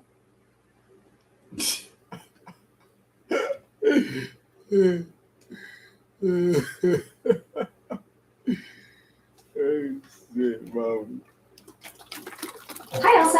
I looked up your meeting. Look at this little beauty I found in the garden. Nice snake, Chris. Oh, what was that? Oh, no, that's a looks. That is full on AI. I mean, we're all buddies in the next mission. And how exactly would I do that, Chris? I could just be chilling in the pool one day. I think I'll close the pool cover. You crazy. Your car's here. I gotta go. Love you. You seem tense. Can I book you a massage and a sit-down scrub? I do love a sit-down scrub. So I saw the rise of Skywalker and I didn't like it very much. It's difficult to even know where to begin. I'd like to do some kind of script doctor, but there were just so many questionable decisions. And ultimately, I just kind of want to talk about all the dumb stuff that happened. There's so much to unpack. But I did have a fun idea of how I could organize it into a wonderful, internet-friendly, numbered list. So this will be a list of all the dumb stuff that happened in the Rise of Skywalker. This list is vaguely chronological, but it also handily builds from the lesser offenses to the very worst ones. And that said, it is a big, big spoiler for just everything that happens, which I guess is kind of like saying that everything that happens is dumb. That's not what I meant, but that's what it sounds like. Okay, anyway, ready? Let's go. Let's go on this journey together. Yippee! Number 1, the opening crawl. I realize this is the very first thing we see, and that even if I tried, I couldn't possibly find an earlier thing to complain about unless the Lucasfilm logo found a way to be bad, which maybe it's just a matter of time. I actually kind of love this opening crawl. It's very hammy in a way that it should be. It starts strong with the words, "The dead speak," with an exclamation point, which is wonderful. They're supposed to make you feel like you're jumping into an episode of an adventure serial, so the tone is right where it needs to be. However, if you look at the other opening crawls from other Star Wars films, they usually ask a bit less of you. They usually set up what Star War is going on, who the different sides are, if one side is pulling ahead. Usually they'll say the general locations of our heroes and what the nature of the current mission or adventure is that we're about to jump into the middle of in the first scene. Between films in the trilogies, there is usually a passage of time, characters have moved around, but if there's anything crazy or status quo breaking, they're presumably going to want to save it for not the opening crawl. Episode 9's opening crawl is Palpatine is alive. He's been posting Snapchats for months, or he's like a really old guy, so Facebook Lives or whatever. A major dead character is back to life. He came back off screen. That's a thing that happens now. And it just doesn't explain how or why. Opening crawls are supposed to catch you up to speed, not make you go, wait, run up by me again. So number 2, Palpatine is alive. It doesn't make any sense that Palpatine is alive. I mean, I guess I can't pretend I would rather have an explanation, because I assume any explanation they did write, like any of the other explanations in this movie, would be inadequate and stupid, and then I would just be less happy. So fine. There's this wonderful scene where the Resistance is standing around, and then one of them says, somehow Palpatine has returned. And that just kind of sums it up. They should have just had that as the opening crawl. Then they elaborate with a few guesses. The line is, dark science, cloning, secrets only the Sith knew. I feel like we're just reading the script notes, like that was written in the margin. They were going to pick one, then they didn't bother. Although the worst of all of those is the cloning one, considering Palpatine looks more ravaged by time and hardship than ever before. You'd think if cloning had been involved at any point, he'd be looking smooth and sexy. So anyway, he's alive, but he's really weak, and he gets hoisted around by this giant hydraulic arm that's mounted on the ceiling, like a big baby bouncer, but scary. He's in a big spooky fortress with all these cables coming off of him and stuff. I have so many issues with Palpatine, but they'll be covered in later points, so we're going to move on. Number 3, Palpatine made Snoke. So in Kylo's confrontation with Palpatine at the very beginning of the movie, he's like, I'm not scared of you. I've already killed Snoke. And then Palpatine is like, I made Snoke. I definitely took this to mean that he had gotten Snoke to where he is, like maybe set him up in his position of authority, or he was his master and trained him or something. But then the camera pans past this test tube thing where he's currently in the process of growing 2 more Snokes, and you're like, oh, he literally made Snoke. So, okay, why did Palpatine make Snoke? He said he has been every voice inside Kylo Ren's head for his whole life, and while he's doing it, he's mimicking the voices of Snoke and Vader. So, like, was he puppeteering Snoke, and that was his voice? Certainly the voices that were in Kylo's head turning into the dark side were his voice, but then when Snoke the man was talking, was that also his voice? How in control was he of the dialogue? If his ultimate goal was to turn Ben Solo to the dark side, and he was already doing the Vader voice in his head, and then he succeeded, why did he need Snoke? Why did he need a puppet thing that looks like Snoke and is named Snoke? You mean to tell me that when Palpatine needed to create a creature who could take over control of the government without anyone becoming suspicious, and then win over the trust and affection of a little boy, the best he could come up with was this? Hello, little boy. My name is Papa Snoke. When does he release the Snokes into the world? Do they start out that shriveled, or does he wait for them to get as shriveled as possible, like a pickle? Do they live out their lives outside of the tube, or does he always deploy them fully formed? And why did he make more? What are they going to do for him at this point? Number 4, Palpatine uses his powers to raise up like 500 Star Destroyers and all of their crews and stuff out of the ocean where he has been hiding them. I'm not even going to question the fleet because, like, I don't care enough. I don't want to unpack that. We all know it's stupid. That's not what I'm here to do. But my issue is that he has the power to lift all these Star Destroyers out of the ocean, you know, like lifting these massive objects. It's very powerful. But if you pick him up over your head to throw him off a railing, he goes, put me down. Stop that. And then he dies. Number 5, at a point in the story at which Kylo Ren has already found out that the voice of Vader was Palpatine the whole time, and he's not even loyal to Palpatine, and he's figuring out a way to defy his orders, he then goes to his room and touches the Darth Vader helmet in order to commune with it, as though he still thinks it's Darth Vader. I guess this whole sequence with the Vader mask was probably already shot before they rewrote the script to have Palpatine be in it, and then they just like forgot that the two of them conflicted with each other and it didn't make sense anymore. That's why you rewatch the movie you've made from start to finish before you put it out in theaters. Number 6, Jana. There wasn't really anything wrong with Jana. I liked the way she was portrayed by her actress, and I liked her warthog horse. But I assume Jana was just put in here to assure us that Finn isn't gay for Poe, because Rose Tico was fired from that job and then written out of the movie. So the writers, I assume, asked themselves, what should a love interest for Finn be like? Oh, I know, she'll just kind of be Finn. Jana is a former stormtrooper. Like Finn, she left when she was ordered to fire on civilians, the same as Finn. I don't know, the laziness of it just staggered me. It reminded me of Alvin and the Chipmunks and the Chipettes. You know how the boys just date female versions of themselves? 7, anytime a character arrives on a planet in this movie, they have a shot of the character walking away from their landed spaceship, I guess because they were worried that if they didn't have that shot, we'd be like, how did they get on this planet? Through what means of transportation? This one kind of speaks for itself. It's just a little thing that I thought was weird. And they're never climbing out of the spaceship either. I assume because the spaceship is entirely CGI, or it's like a static prop that doesn't open. So yeah, add that to your drinking game if you want to, especially on Exegol. I think it happens like 3 times in a row there. Number 8, Chewbacca exploding. So walk me through how this happens. Finn, from like 30 feet away, watches with his own eyeballs as Chewbacca is loaded onto a transport in the middle of this huge, open, barren desert. This next bit is shot like a comedy. So Rey is in the middle of something, and then she hears Finn yelling, Rey! And then she turns around, and Finn like runs out from behind a rock, and he's waving his arms frantically, and he's like, Rey, they got Chewie! They got him! And then, exactly like it's a comedy beat, a perfectly timed transport rises up from behind the rock. And then Finn exaggeratedly points to it, and he's like, that transport!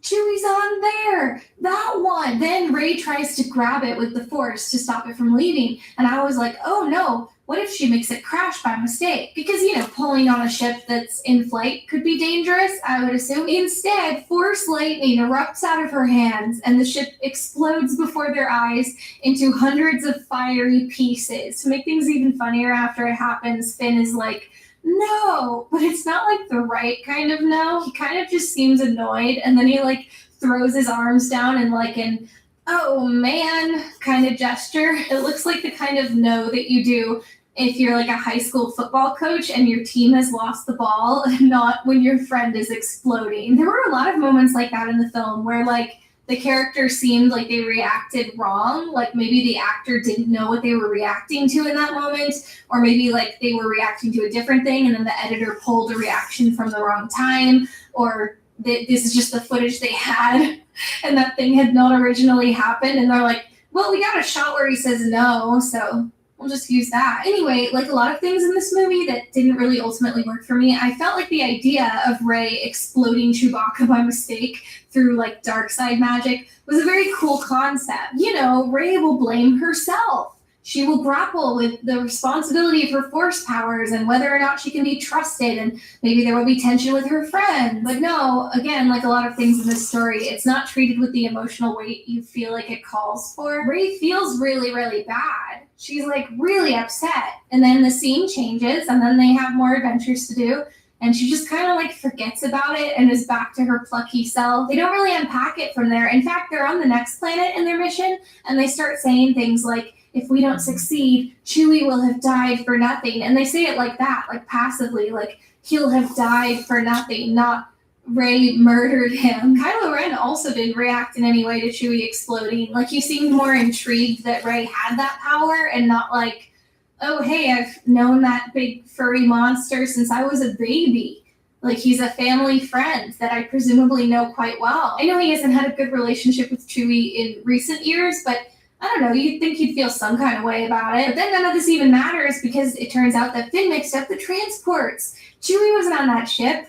Good news, Rey, you just exploded other sentient people, but not Chewie, so it's actually fine. And also, man, Finn, how did you mess that up? because you seemed pretty confident at the time. I feel like if you're going to pull this kind of contrived switcheroo, you need to have some kind of scene to set it up ahead of time. Like maybe when our heroes are on Pisana and there's that festival, they could have a street vendor who's set up a table and he's doing the shell game. And then Finn tries to play it like a bunch of times in a row and he just keeps losing. And you're like, wow, Finn is really bad at object permanence. Even the reveal that Chewie is alive is very bizarre. It's a scene on the First Order ship and two officers are saying like, we had a lot of casualties, presumably because Rey exploded them, but we do have one valuable captain. And then Chewie walks in looking glum and wearing handcuffs and a collar. But because Chewie is alive and we're meant to feel happy about that, they have this like very triumphant John Williams score, and it just feels very like jarring and out of place against this footage of a sad Wookiee in handcuffs. Chewbacca himself didn't even do like a daring escape. It was just like a dumb mix-up. There's no active heroism happening, just tonally it feels very weird. Number 9, the map to Exegol. It's really fun to see heroes go on team building adventures, but in the last movie of a series, when there's clearly so much ground they want to cover, it's unfathomably stupid to have your heroes go to 3 different planets to get one map. They go to the first planet to get a knife that has a description of where the map is. Then they go to a second planet to get a translation of the description of where the map is from the knife. Then they go to the third planet to retrieve the map itself before they can finally go to the fourth planet, which is the one they wanted to go to. I get that it's the journey, not the destination, but this is too much journey. And honestly, they should have cut at least one of the planets. Like, I think even just one would be a huge difference, and it would give the characters a lot more time to emotionally react to things so that the audience can feel those emotions too, and just give it time to breathe and like have real interactions and establish real stakes. Personally, I think they should have cut the Carrie Russell planet. I love Carrie Russell, but that was the most useless one, and she's just a new character that we don't need to know. All it really accomplished was giving us post-racist background as a drug dealer. And then obviously that doesn't matter anyway, because in the course of one conversation, his friends are like, what, you dealt drugs? And he's like, it was a long time ago. And then they're all fine again. The funniest part of the movie is when Rey finally gets one of the Wayfinders, and she like messages the Resistance, and she's uploading copies of the map so they can get there too. And then independently, Dio rolls into the room and also has a map. So it's like they spent forever getting these maps, and suddenly there are so many maps, you don't even know what to do with all these maps. Everybody's got a map. The map knife was also insane. There's an evil Sith knife made so that if you stand in the exact correct location on the correct crest of the correct beach at the right angle, you can hold up the knife, and then the carvings on the side of the knife line up with the wreckage of the outside of the Death Star. If the wreckage gets worn down anymore by the raging ocean that it's sitting in, I guess this knife is just going to be functionless now. So anyway, you hold up the knife and it lines up to the outside of the wreckage, and then you pull out this little arm thing, which has not been established. First time we're seeing this little arm thing, and then the little arm points to where you're going to find the map inside the Death Star wreckage. I don't know how it accounts for depth, or the fact that the Death Star is so huge that you would think that just pointing to something on the outside is like pointing to a globe and being like, it's in California. Anyway, before our heroes had this knife, it was in the possession of Ochi, an evil alien who was tasked with bringing Rey to Palpatine. So you mean to tell me that Palpatine asked a guy to deliver something to him as soon as possible, but for the return journey, he was just like, here's a knife that will lead you to a map of where I am? I'm just going to assume that he also puts all of his Postmates drivers through this rigmarole as like a power play. Number 10, Rey's parents sold her to protect her. So Kylo Ren tells Rey that he didn't lie to her in the last movie and that her parents are nobodies, but only because they chose to be, which sounds like a lie, or at least a serious retcon, but okay. It turns out Rey's parents did love her. They just had to send her away to protect her from Palpatine. And then he says, they sold you to protect you, which is the worst line in the whole movie. I just love this concept. They wanted to protect her, but yes, money did change hands. Also, in hindsight, the fact that they haggled was a little gauche. And they did spend the money on space tequila. None of the rest of it makes any sense either, in case you were worried. Since Rey did successfully stay hidden for so long,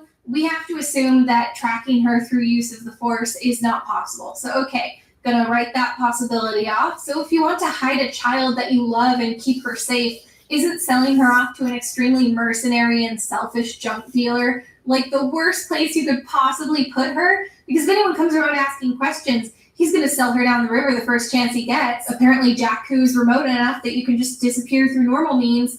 Why didn't the whole family just go into hiding on Jakku? Why did Rey have to be by herself? You'd think even if they wanted to lead Ochi or bounty hunters or whatever away, they could have sent like one parent to look after Rey, and then the other one is like, I'll sacrifice myself and lead them away, but she won't be a sad orphan like working for a living in the desert and getting beaten and starved. Why not find like a kindly old lady somewhere and then leave Rey on her doorstep in the dead of night so the lady doesn't see your face and you can't be connected to her? Why not just go to the Resistance and they'll look after her because they don't like Palpatine? Rey's parents were apparently immediately caught and interrogated about Rey's location, but it didn't work. They kept it a secret. So if it was that easy, couldn't they have taken her someplace nice and not miserable and then kept that a secret? Then let's unpack Ochi and that whole sequence of events, because I don't get it. When Rey is in the desert with her friends, she sees Ochi's ship and she's like, I've seen this ship before. That's already a funny sentiment to me in Star Wars. Like, spaceships are mass produced, right? I don't sit in traffic and like see a blue Honda Civic and go,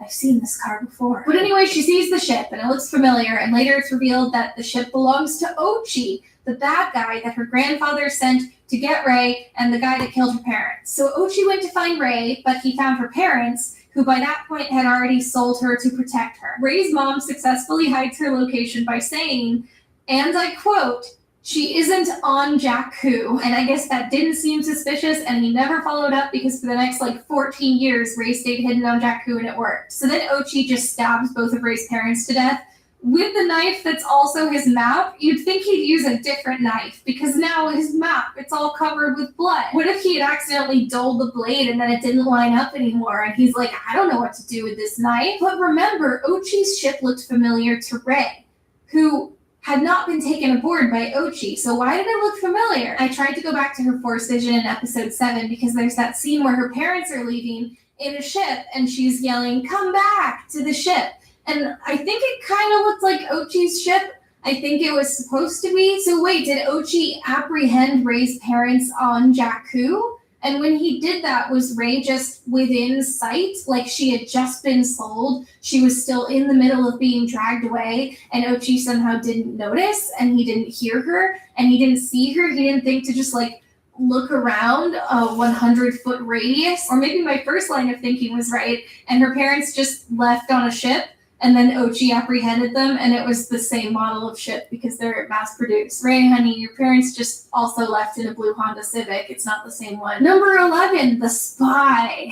So there is a spy in the First Order that has been sending information to the Resistance for the whole movie, and a bit before it, I guess. There's this new character in the First Order, General Pride, and they really want you to think he's the spy. You've never seen this character before, but they keep cutting to him and his suspicious looking face, specifically anytime people are talking about catching that darn spy. He makes sinister expressions right into the camera, his face cast sinisterly, half in shadow. I rewatched it, I was watching him thinking, does this make sense if he's not the spy? It doesn't. He's just pretending to be the spy for the benefit of the invisible audience on the other side of the fourth wall. I'm honestly surprised they didn't put General Pride in one of those souvenir I'm the Rebel Spy t-shirts from Disneyland. But anyway, I figured that since they were spelling it out so much, he was definitely not going to be the spy. The first time I watched it, they mentioned the spy, and then they cut to Pride, and then they cut to Hux, and I was immediately like, the spy is Hux, even though that didn't make any sense. Well, surprise, the spy is Hux. So this is really stupid, but also it was one of the only moments of pure joy that I felt in this film, because it was so stupid that I loved it. So Hux helps our heroes, demonstrating that he is the spy, but then he also turns to the audience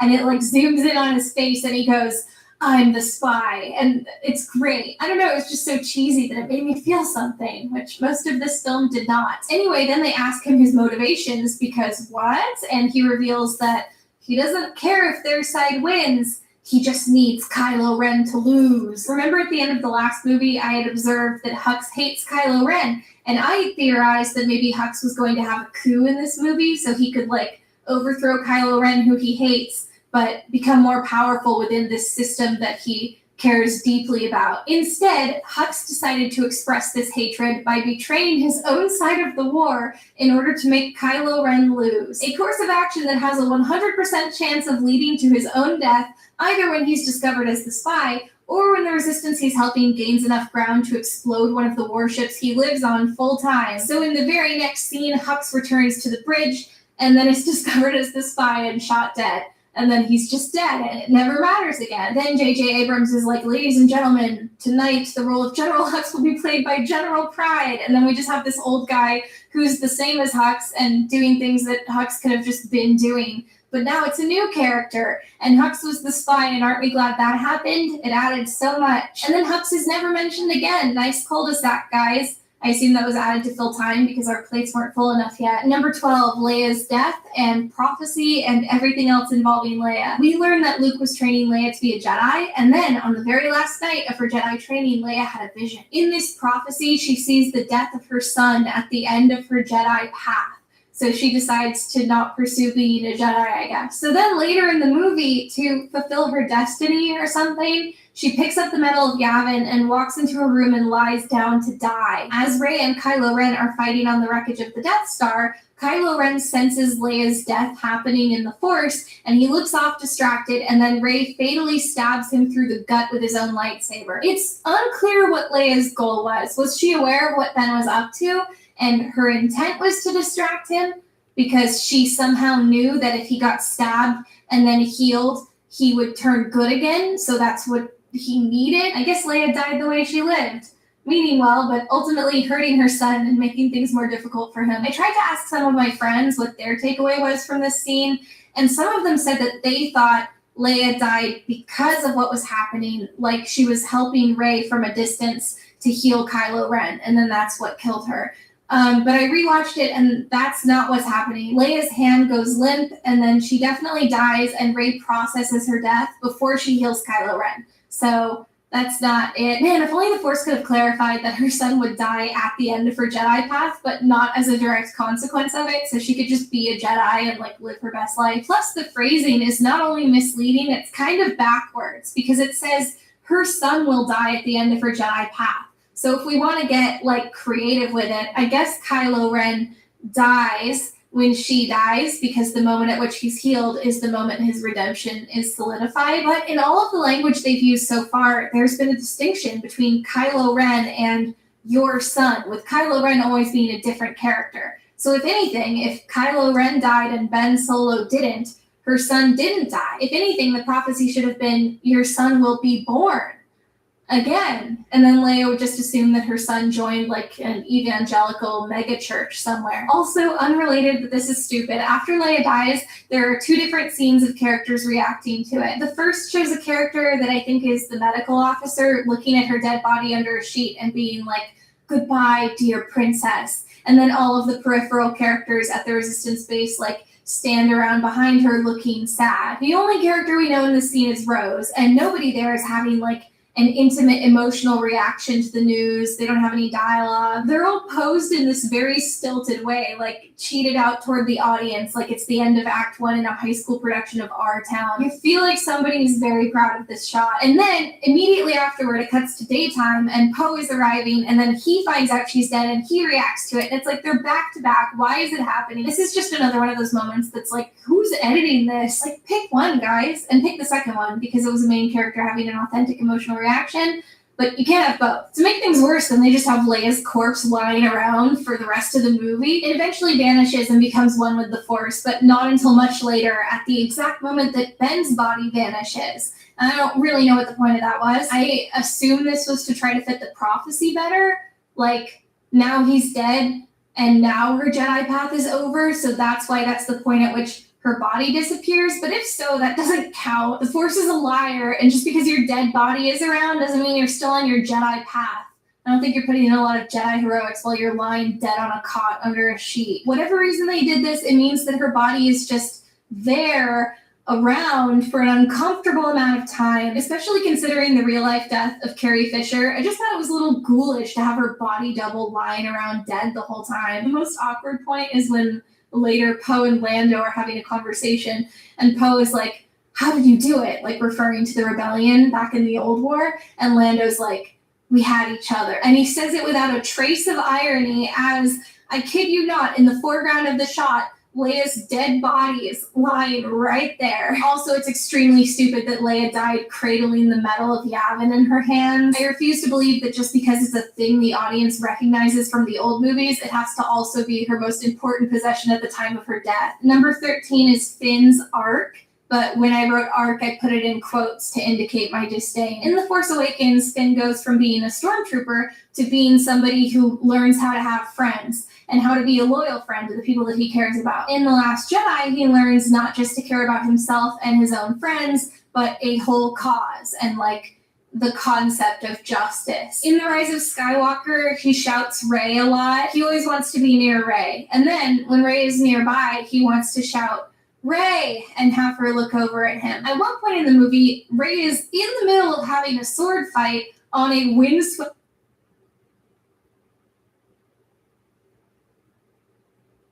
I will defend your constitutional rights against any threat. Byron Donalds, strongly endorsed by President Trump.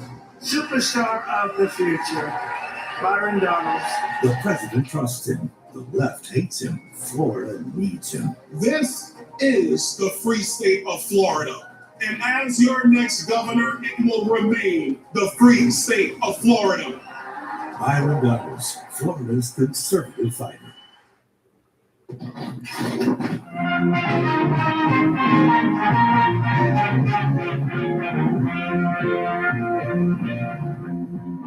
It's finally here. Star Wars Episode 9, The Rise of Skywalker. The final chapter in this complete cinematic failure known as the Star Wars sequel trilogy. Now, thanks to Rian Johnson and the absolute horror show that was The Last Jedi, most of us had accepted that Star Wars was already dead. All we were hoping for now was a semi-decent funeral, a quiet, respectful send-off to this once beloved franchise. What we got instead was a nightmare beyond description. A funeral, yes, but one where all the corpses had been pulled from their graves. 1.7 is the hammer price. 2005 Ferrari 575M Super America. That's the next one in the lineup for us. Yeah, we've had a Super America previously. And this one with a 540 horse, 5.7 liter V12. Odometer reached 1,759 miles, one of 559 that were built with a 6-speed Formula One automatic transmission. Yeah, this was the generation of the... Go!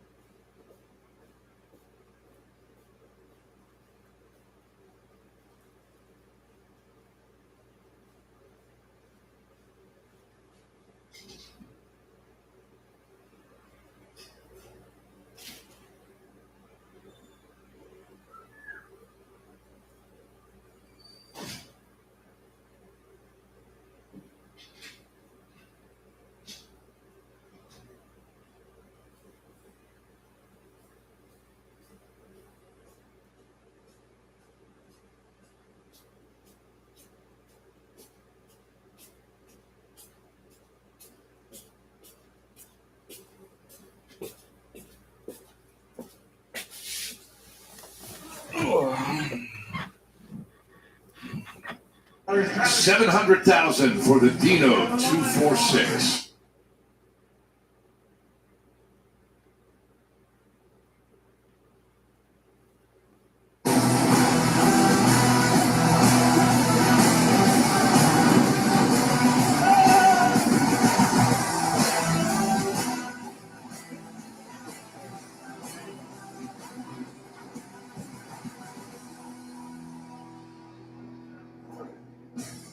Hi, everyone. I'm Scott Hope. Welcome to Meek and Full Throttle. You know, Ferrari has been an enduring symbol of automotive excellence, precision, performance, style, art, and certainly exclusivity, perhaps more than any other brand. And Phil and Martha Bachmann recognize what the prancing horse represents. Their love of all things Ferrari grew into a passionate obsession, which over the course of many years resulted in the group of automobiles we're about to see. Quite simply, one of the finest private collections in the world, 46 Ferraris, 2 Alfa Romeos that have deep Ferrari roots and all no reserve. Coming up in the next hour, we'll bring you the stunning vehicles from the Phil and Martha Bachmann Ferrari collection. Well, here we go, everyone, with the first of 2 Alfa Romeos, both with Ferrari roots. Yeah, a lot of speciality here. This is powered by a 4.7-liter V8 that is Ferrari built, 450 horsepower. Also, this engine can be found in Maseratis as well, only 95 miles on the odometer.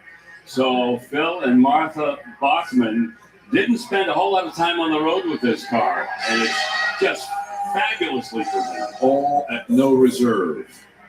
First Alpha at $300,000, one of 500 Spiders built over the course of the production span. They all sold out immediately, really.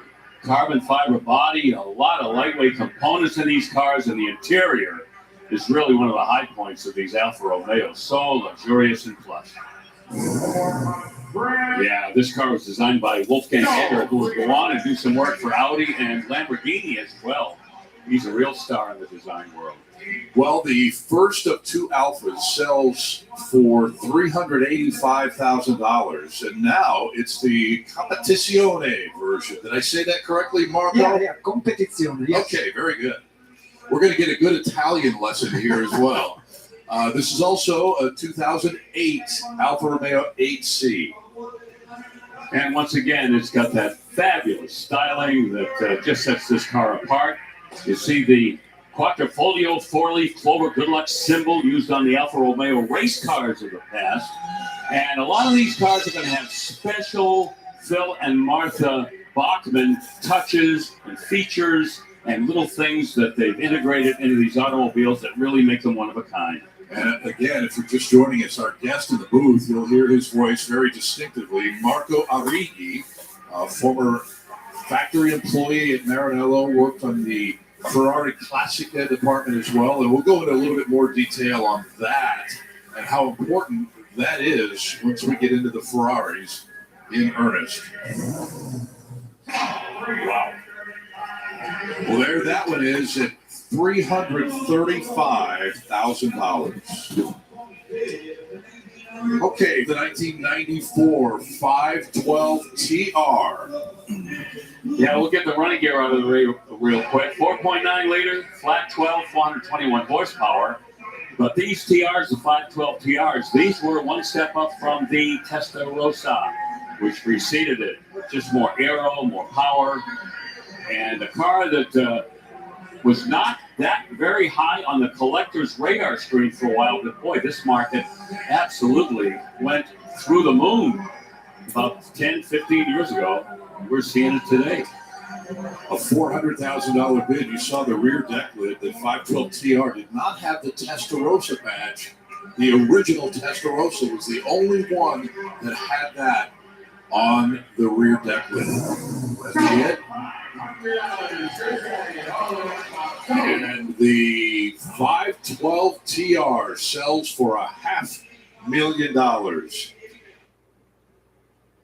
Next on the auction block, the Ferrari 288 GTO from 1985. This car could run 394 horsepower out of that 2.9 liter turbo V8, Ferrari's first turbocharged supercar that never raced because the Group B was discontinued before they could ever take this car to the racetrack, right? Yeah. And Marco, you indicated this car is an important one for you and for Ferrari. Yeah, for me, because I started the production on the assembly line of this car, so it's emotional and sentimental reason.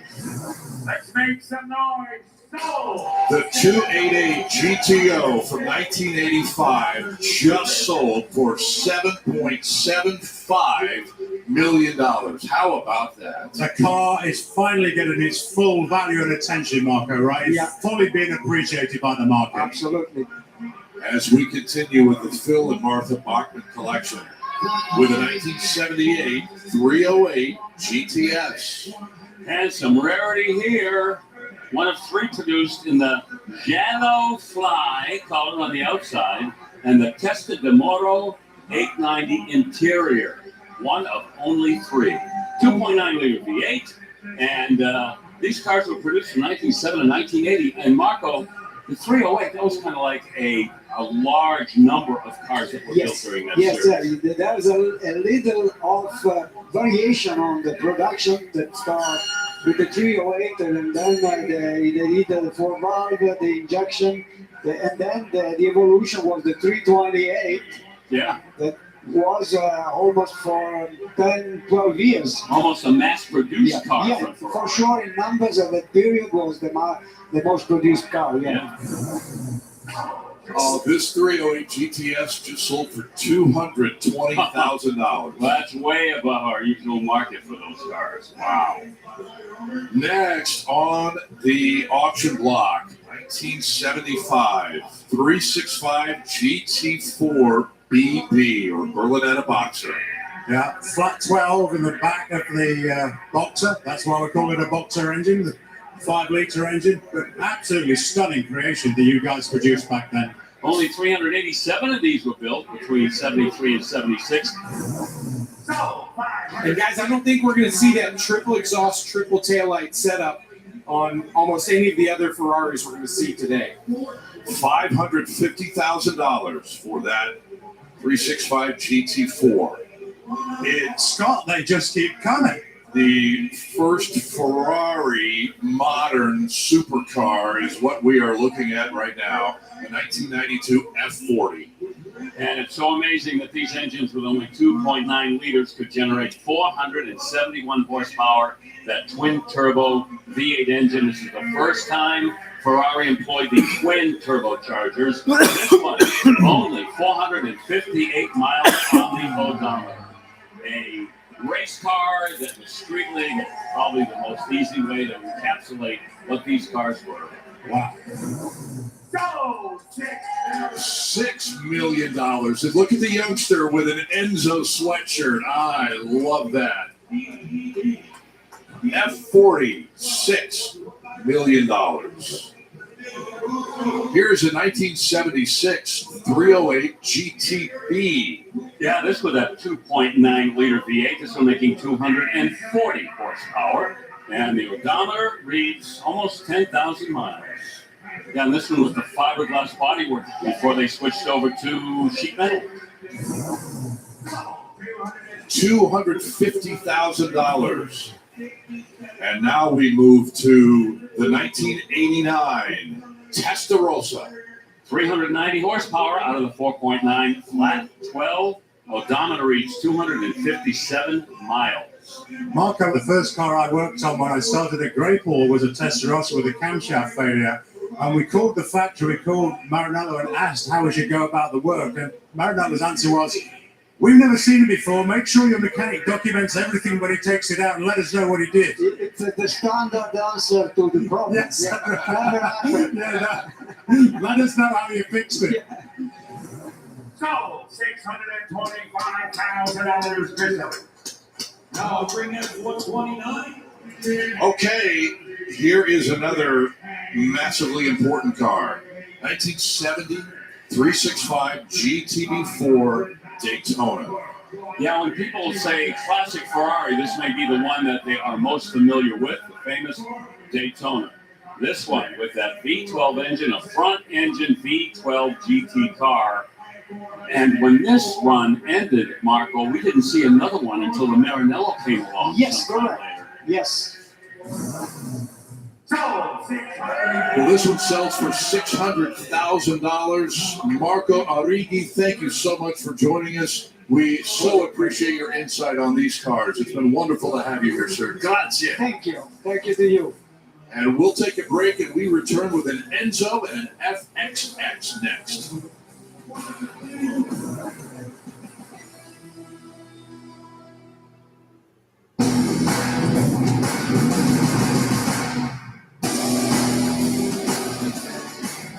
Welcome back as the Phil and Martha Bachmann Ferrari collection continues with the 2001 550 Barchetta Pininfarina, and we are above $1 million on this car. Special car, Scott. This was to celebrate the 70th anniversary. Ferrari, the 550 Maranello Coupe, became an open-top car. The Barchetta, only 448 of these were built, making them even more exclusive. A lot of power, 485 horsepower, 5.5 liter V12. So, $1,150,000. No rest for the weary. Here comes the FXX. For the weary, you are correct, Mundo. On the block now, a 2006 Ferrari FXX. 860 horsepower, 6.3 liter V12, and Steve Matchett, it was a special mission for these cars at Ferrari. Boy, I'll tell you, 2003, Maranello produced the Enzo. 3 years later, Maranello said, hold my glass of wine, let's see what we can do now. And they produced the FXX. Track-only car. Yeah, another stunning piece of automotive engineering from the team. Right, and owners became part of the R&D team. Right. They were used in order to provide feedback on the finished automobile. Yeah, Phil did not sit idly by. In fact, he was one of the drivers, owners who had the most seat time in an FXX. Yeah, I believe this has the record for the highest kilometer seat. So it also makes you realize not only did Phil love Ferraris, he loved driving them and racing them and working on them. Yes, and that idea that the drivers were giving feedback to Maranello was no marketing ploy. It was just, we want to know what makes this car work for you guys. The upgrade that came on board for this car, time and time again, you had to have all of that work done by Maranello and nobody else but Maranello to do that. Yeah, and more pull from the Bachmanns at the factory. The only one that left as in Jallo Young. 5.75 million dollars for the FXX. Bet you can't run as fast as T-Mobile. Bet you I can. Well, you better pick it up because T-Mobile now has the fastest 5G home internet. Watch this. I'm okay. T-Mobile now has the fastest 5G home internet, just $30 a month. A smile isn't just something on your face. It's the shape resilience takes. It's how you choose to face the world. Your smile is your strength.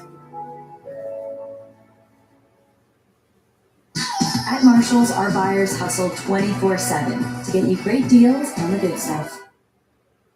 I wish we could actually catch up. Here, now you can. Over this DiGiorno wood-fired style pizza with crispy, airy wood-fired style crust. It's not delivery, it's DiGiorno. Every St. Jude patient deserves a chance to live their best life. With a gift right now, you can join the battle to save lives. Without St. Jude, I don't know where we would be. They have given children with cancer like my Winston a chance. She has neuroblastoma, and it has spread to her liver. Try to enjoy every minute with her because I do not know when would be my last moments with her. When you support St. Jude and give $19 a month, you can help make cures possible for kids with cancer. Thanks to generous donors like you, St. Jude provides customized care for some of the world's sickest children. Together, we can save more lives. just that feeling that was like so hard on your heart that the kid's not gonna live. Every day now, it's like a gift. For just $19 a month, you can make a difference. Please become a St. Jude Partner in Hope right now. Those that donate, it's more than a miracle for me. It's more than a blessing. They have done so much for me and my family. Join with your credit or debit card for only $19 a month, and we'll send you this St. Jude t-shirt you can proudly wear to show your support. All these children deserve to live, and I would love for it to be the day where no other family has to fear losing their child to cancer. You've given us hope. Please don't wait. Make your donation now to help St. Jude save lives.